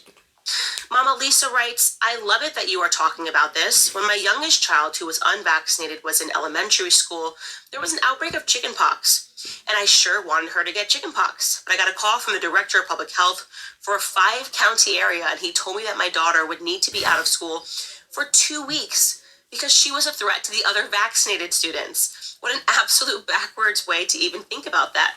My daughter, who did not have chickenpox, was a threat to the other students who were vaccinated and had chickenpox. I mean, it's mind-boggling. Like I said, we will see this over and over again, that they blame the healthy, unvaccinated kids every time there's an outbreak. And they forgot to mention the fact that the healthy kids are not getting the outbreak. They're not a part of the outbreak, which just... it's common sense. I mean, really, it's just not that common. You're so afraid of healthy, unvaxxed kids. And you're like, this is the reason why my kid is sick. Because you anti-vaxxers are healthy. That's the logic. Completely foolish. No, fuck no. Mama Lisa sucks and Candace sucks too, but I'm not sure which is more foolish, as Obi-Wan said, the fool or the fool who follows him. Anyway, the reason her kid would be barred from school is because a student had a highly communicable disease in an age when that disease has a vaccine. But the vaccine status of students is known, so the parent was told their kid would have to stay home during the known infection period of the disease so that she would not get it and either suffer or spread it. And Candace's bullshit about how the non-vaxxed are healthier than the vaxxed is demonstrably false. What that kid was at risk from was not just the diseased student having been in the school, but residual transmission by way of the vaccinated kids who were well shielded against the virus, but could pass it on to the non-vaxxed kid. Included in the link stack is an article about how long chickenpox can live in a room after someone leaves it. As little as 1 hour up to several hours, and if an HVAC system is in place, it can travel through that system, which Candace should be well aware of, considering how she cannot be in a house with someone that has a pet rabbit due to the same reasons. Mm-hmm. Mama Lisa sucks, and Candace sucks. Who sucks more, we may never know. Next question. Lori writes, my daughter suffered seizures from her first shot, has not received any live vaccines at all. Thank you, Lord, that she was seizure-free within a month with quick, extensive treatment. She's a beautiful, healthy 20-year-old today. And Lori, I will bet that when she suffered those seizures from her first shot, you had no idea that seizures were even a plausibility. You had no idea, because they don't want you to know that. They just convince you that what you're doing is for your daughter's health. And I am also thanking the Lord with you that she is 20 years old today and that she was able to make a full recovery. It's terrifying that more parents need to share their stories and be willing to share those stories, because you could quite literally save a life. You could quite literally save a life by saying, this happened to my child. So again, blessings to you and your healthy daughter. Yeah, Lori the liar, perhaps. We've talked at length about seizure risk and vaccines before, so I won't retread that ground, except to say that it's mildly interesting to me that this mother doesn't go on into any kind of detail as to what the seizures were, or anything. Given that we know from all of these episodes that seizure is a scary word that has its own spectrum of effect, Candace or the viewer leaving out the details is important. Was it a small febrile seizure like a muscle that she happened to notice? Was it another type entirely? Or is she just full of shit and looking for mention as a loyal fan? We may never know. Moving on. Haley writes, I wasn't vaccinated until 16 and was the healthiest of all of us kids. I never got sick, but my stepmom and dad made me get vaccinated before going on a trip to Costa Rica with my school, even though my mom went to the classes for religious exemptions. Ever since I get sick with the usual seasonal illnesses, my kids will not be poked. Yeah, evil stepmom, Cinderella situation. I hate this for you. I hate this happened. Sorry, I'm just kidding. Your stepmom's not evil. She probably also thought that she was doing the right thing.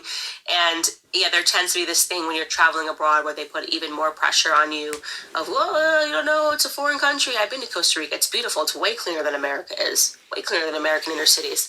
So you probably did not need those vaccines. And fortunately, yeah, it probably did impact your health. So I looked into what vaccines, if any, would ever be required for a trip to Costa Rica. The Costa Rican government does have recommended vaccines for people depending on where they are coming from, regardless of the length of their stay in the country. So without knowing more, we can't know if the vaccines were unavoidable or not. But I also don't believe that this woman never ever got sick up until getting vaccinated at the age of 16 and now has seasonal allergies and shit. I call bullshit. Next up, the last viewer comment, and a large part of why I wanted to do this show, which is the woefully uninformed consumers of grifters like Candace Owens. Finally, we have this from Mal Peters. She writes, this podcast really opened my eyes. I did an insane amount of research for the 9 months I was pregnant and put it all into a binder. I brought the binder with me when I delivered. The nurses were so proud and happy to see the amount of research we had done. I was so surprised to have such support from the staff, and I was able to find a provider who supported our decision not to vaccinate. Thanks, Candace, for all the hard work that you put into educating my husband and I. It really motivated my husband and I to do even more research outside of your podcast. My biggest concern was the backlash I was going to get from providers and the staff of the hospital that I delivered at, and I also work at. But everyone was so supportive and not pushy at all. I was not expecting that reaction, but I was completely prepared had it gone south. That's what this is all about. Now, it's a perfect place to end this podcast. It's all about you being prepared. It's all about parents not walking into a room and feeling like a deer in headlights as people are throwing terms at you, as people are bullying you, as people are putting pressure on you, emotional pressure on you. Just ending the fear campaign and letting you feel confident to answer and say, but why aren't you talking about this? What about this? And as you will see, in some circumstances, they invite that conversation. I think there are a lot more nurses that are on our side, honestly. I have seen that a lot of nurses are sort of like, yeah, your kid doesn't really need this, but I'm supposed to tell you to get this. There are great people out there. Don't ever want you to walk away from this podcast thinking that all the doctors and nurses are against you, but I do want you to be very alive to what the medical establishment is and why I fight it. More information is needed, not less. All right, guys, that is all the time we have for today. As always, all of the links and resources will be posted on our show Instagram page. The handle is at ShotInTheDarkTW. Thank you guys for joining me. We'll see you next time. Okay, free at last. So what I'm getting here is that this woman went to all the sites likely provided by fans of Children's Health Defense, and in the background looked up with those resources an anti-vax friendly birth center. Without details, it is hard to say, but that is the kind of information that the community shares amongst itself, led by people like Candace Owens. Candace doing the back patting at the end is what really pushes me over. Like, it's not on YouTube. At the time, this video was not widely available or distributed. It was done entirely for the pay pigs to console themselves and to keep on living dangerously, not just for themselves, but to evangelize to others in what I believe is a calculated move among the grifters. People that are like Candace Owens are well aware that their network of influence is spread by people evangelizing to their friends and anyone who will listen to their bullshit with an open mind and shit research skills. In this case, it was to be spread to people paying for Daily Wire Plus. People with skin in the game who might feel more compelled to pass on the lies that they fervently believed because they were paying a monthly fee and perhaps more for merchandise, event tickets, and the like. Not just for Candace, but for the other bullshit artists at the Daily Wire and related media. This is one reason on the pile that I am uncomfortable with taking money for this podcast. It just doesn't sit well with me, and I have to work with that feeling. I'd like to make enough in donations to be able to do this more often, or at least for the show to pay for itself, but I can't do that just yet. The Patreon stays frozen for at least the first year of the reign of the Mad King. But on that note, let's drink something weird from another place in the world. What do we got tonight? We have... I sent you the thing of the fucking thing. I translated this using an app, and I sent this to him before we did this show. Did you send it as a text? Yeah, it got sent to your Facebook. Pull that shit up. Oh, it got sent to the Facebook. Yeah. That's why I didn't... Well, when I hit share, that was the first option, and I didn't feel like digging further, because... Oh, fair enough. Do you realize what I did for this? That's fair. This is why this took 3 weeks, people. Because I have a life outside of this, and sometimes I come home, and I am too fucking brain wiped to do this shit. And when I do, by God, I put my work into it. So... The text on the label is Russian, and the soda is called Bertino. Bertino, I believe. Bertino, yes. The brand is Cheersy. Yeah, we've had Cheersy before. I think they made that Tarragon one. Yeah, they did. Yeah. Yeah. But it is, of course, a little lemonade sort of dealio. That's what I'm gathering from it, yeah. And it does have little depictions of Pinocchio on the side of it, which is kind of the irony that this ended up being the last drink that we have available right now. Yeah, we're gonna have to go back over to Paradise Market and get some more or something. Wait, now this says this is twist top, but oh, look at that! It actually came kind of loose. Yeah. God damn it! Yeah, use your shirt. Did you get it? Oh, yay. Cool. All right. It's about time. It's got some nice bit of carbonation to it. It's got a little fog cloud. Nice. Yeah, right about there is probably good. Yep. See it. Feeling. Go ahead.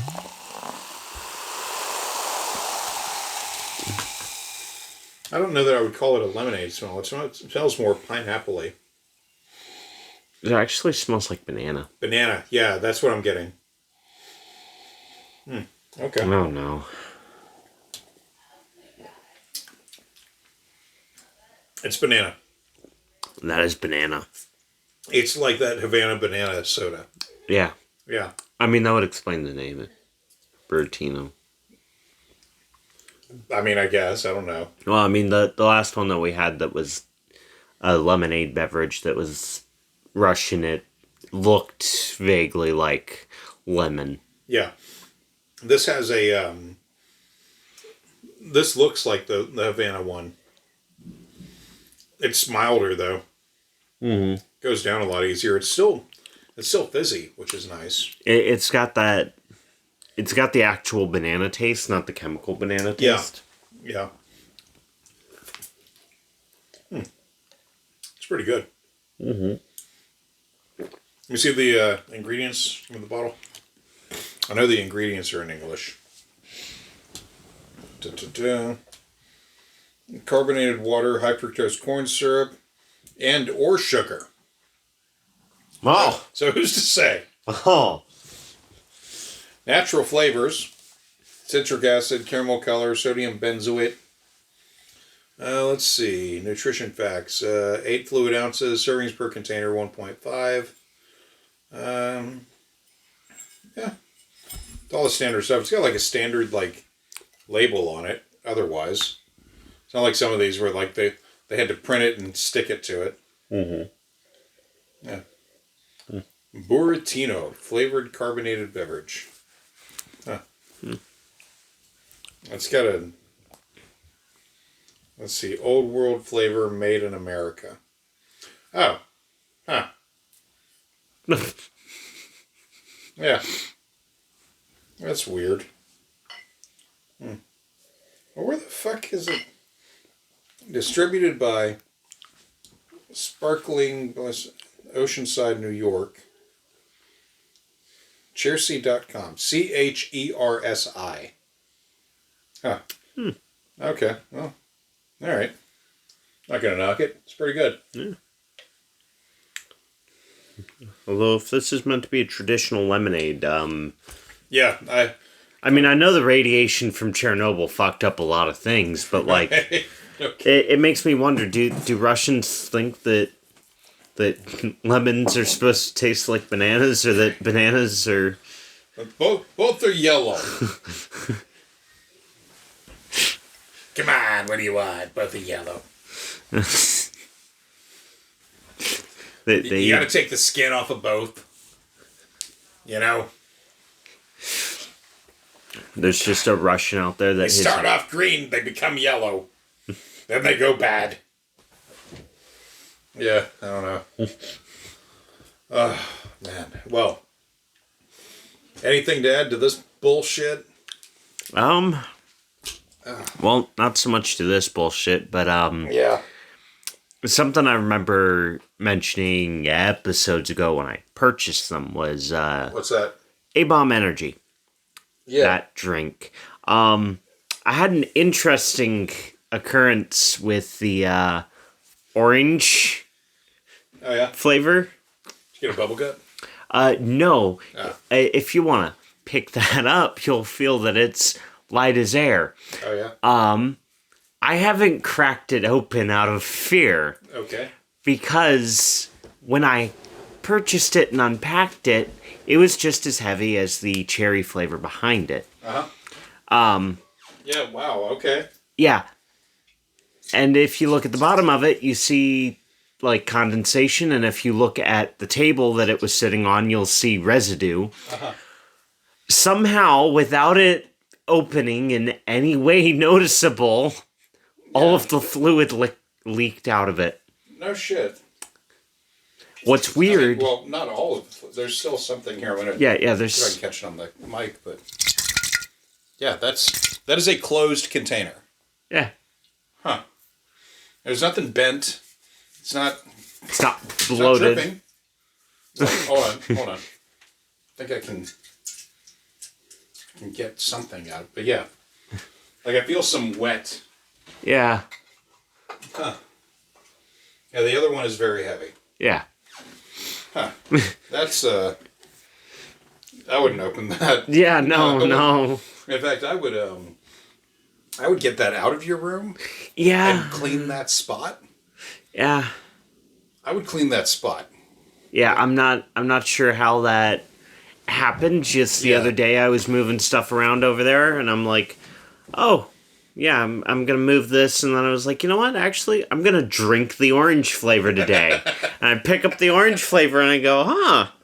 Wow. That's weirdly light." And so I set it down and I grabbed the other one just to see, and it's heavy, and I go, "You know what? I don't think I'm going to drink either of these today." Right.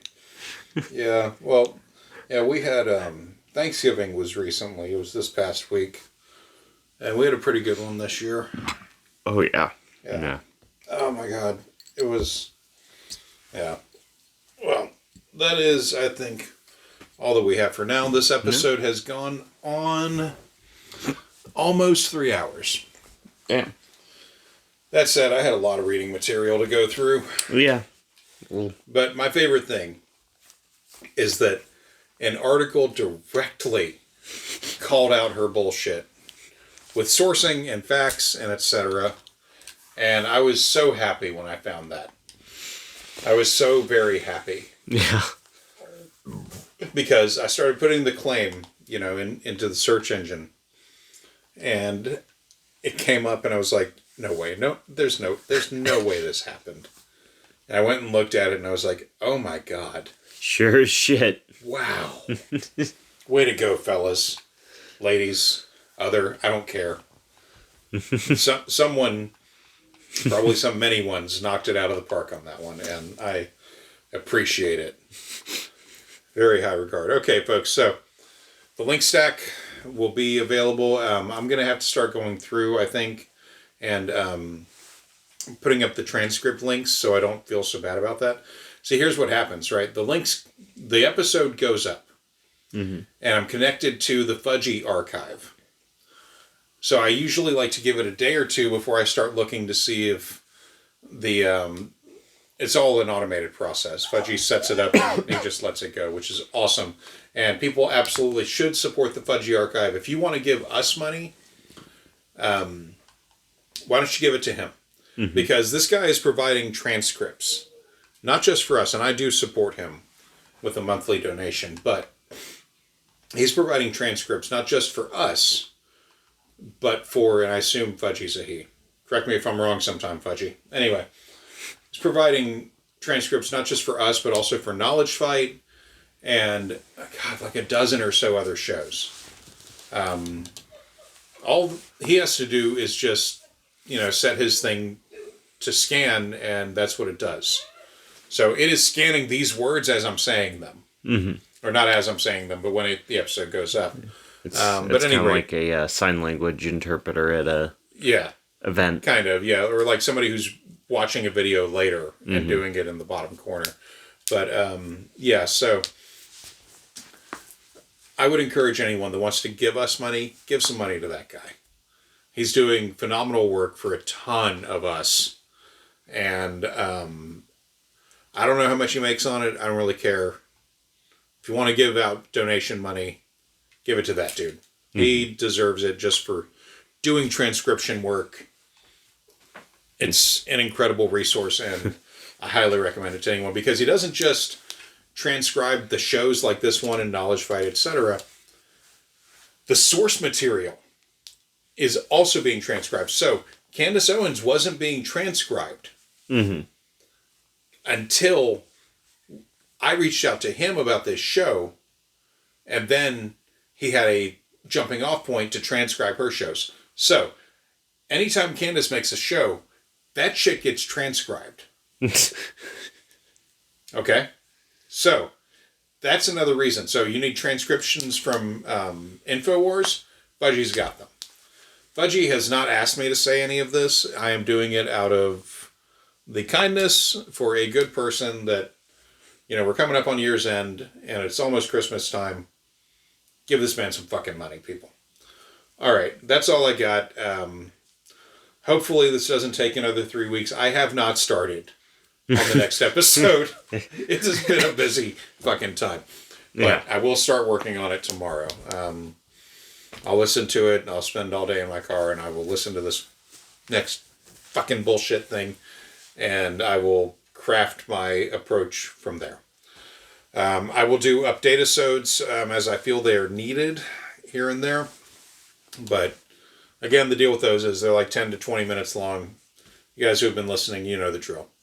All right, that's it, everybody. As I said, I will start providing links to the Fudgy archives for specific episodes this week. I do not expect to get them all done in one day because I have so many other obligations, but I am doing what I can. That's it. You got anything to add before I hit the stop button? No, just have a good day, and if it does take us another 3 weeks, have a happy Christmas or Hanukkah or whatever you celebrate. Kwanzaa. I don't know if that falls in this time, but I think if you're in the right kind of family, you get to say Happy Christmas Kwanzaa. Happy Christmas Kwanzaa. Yeah. All right, everybody. Bye. Bye.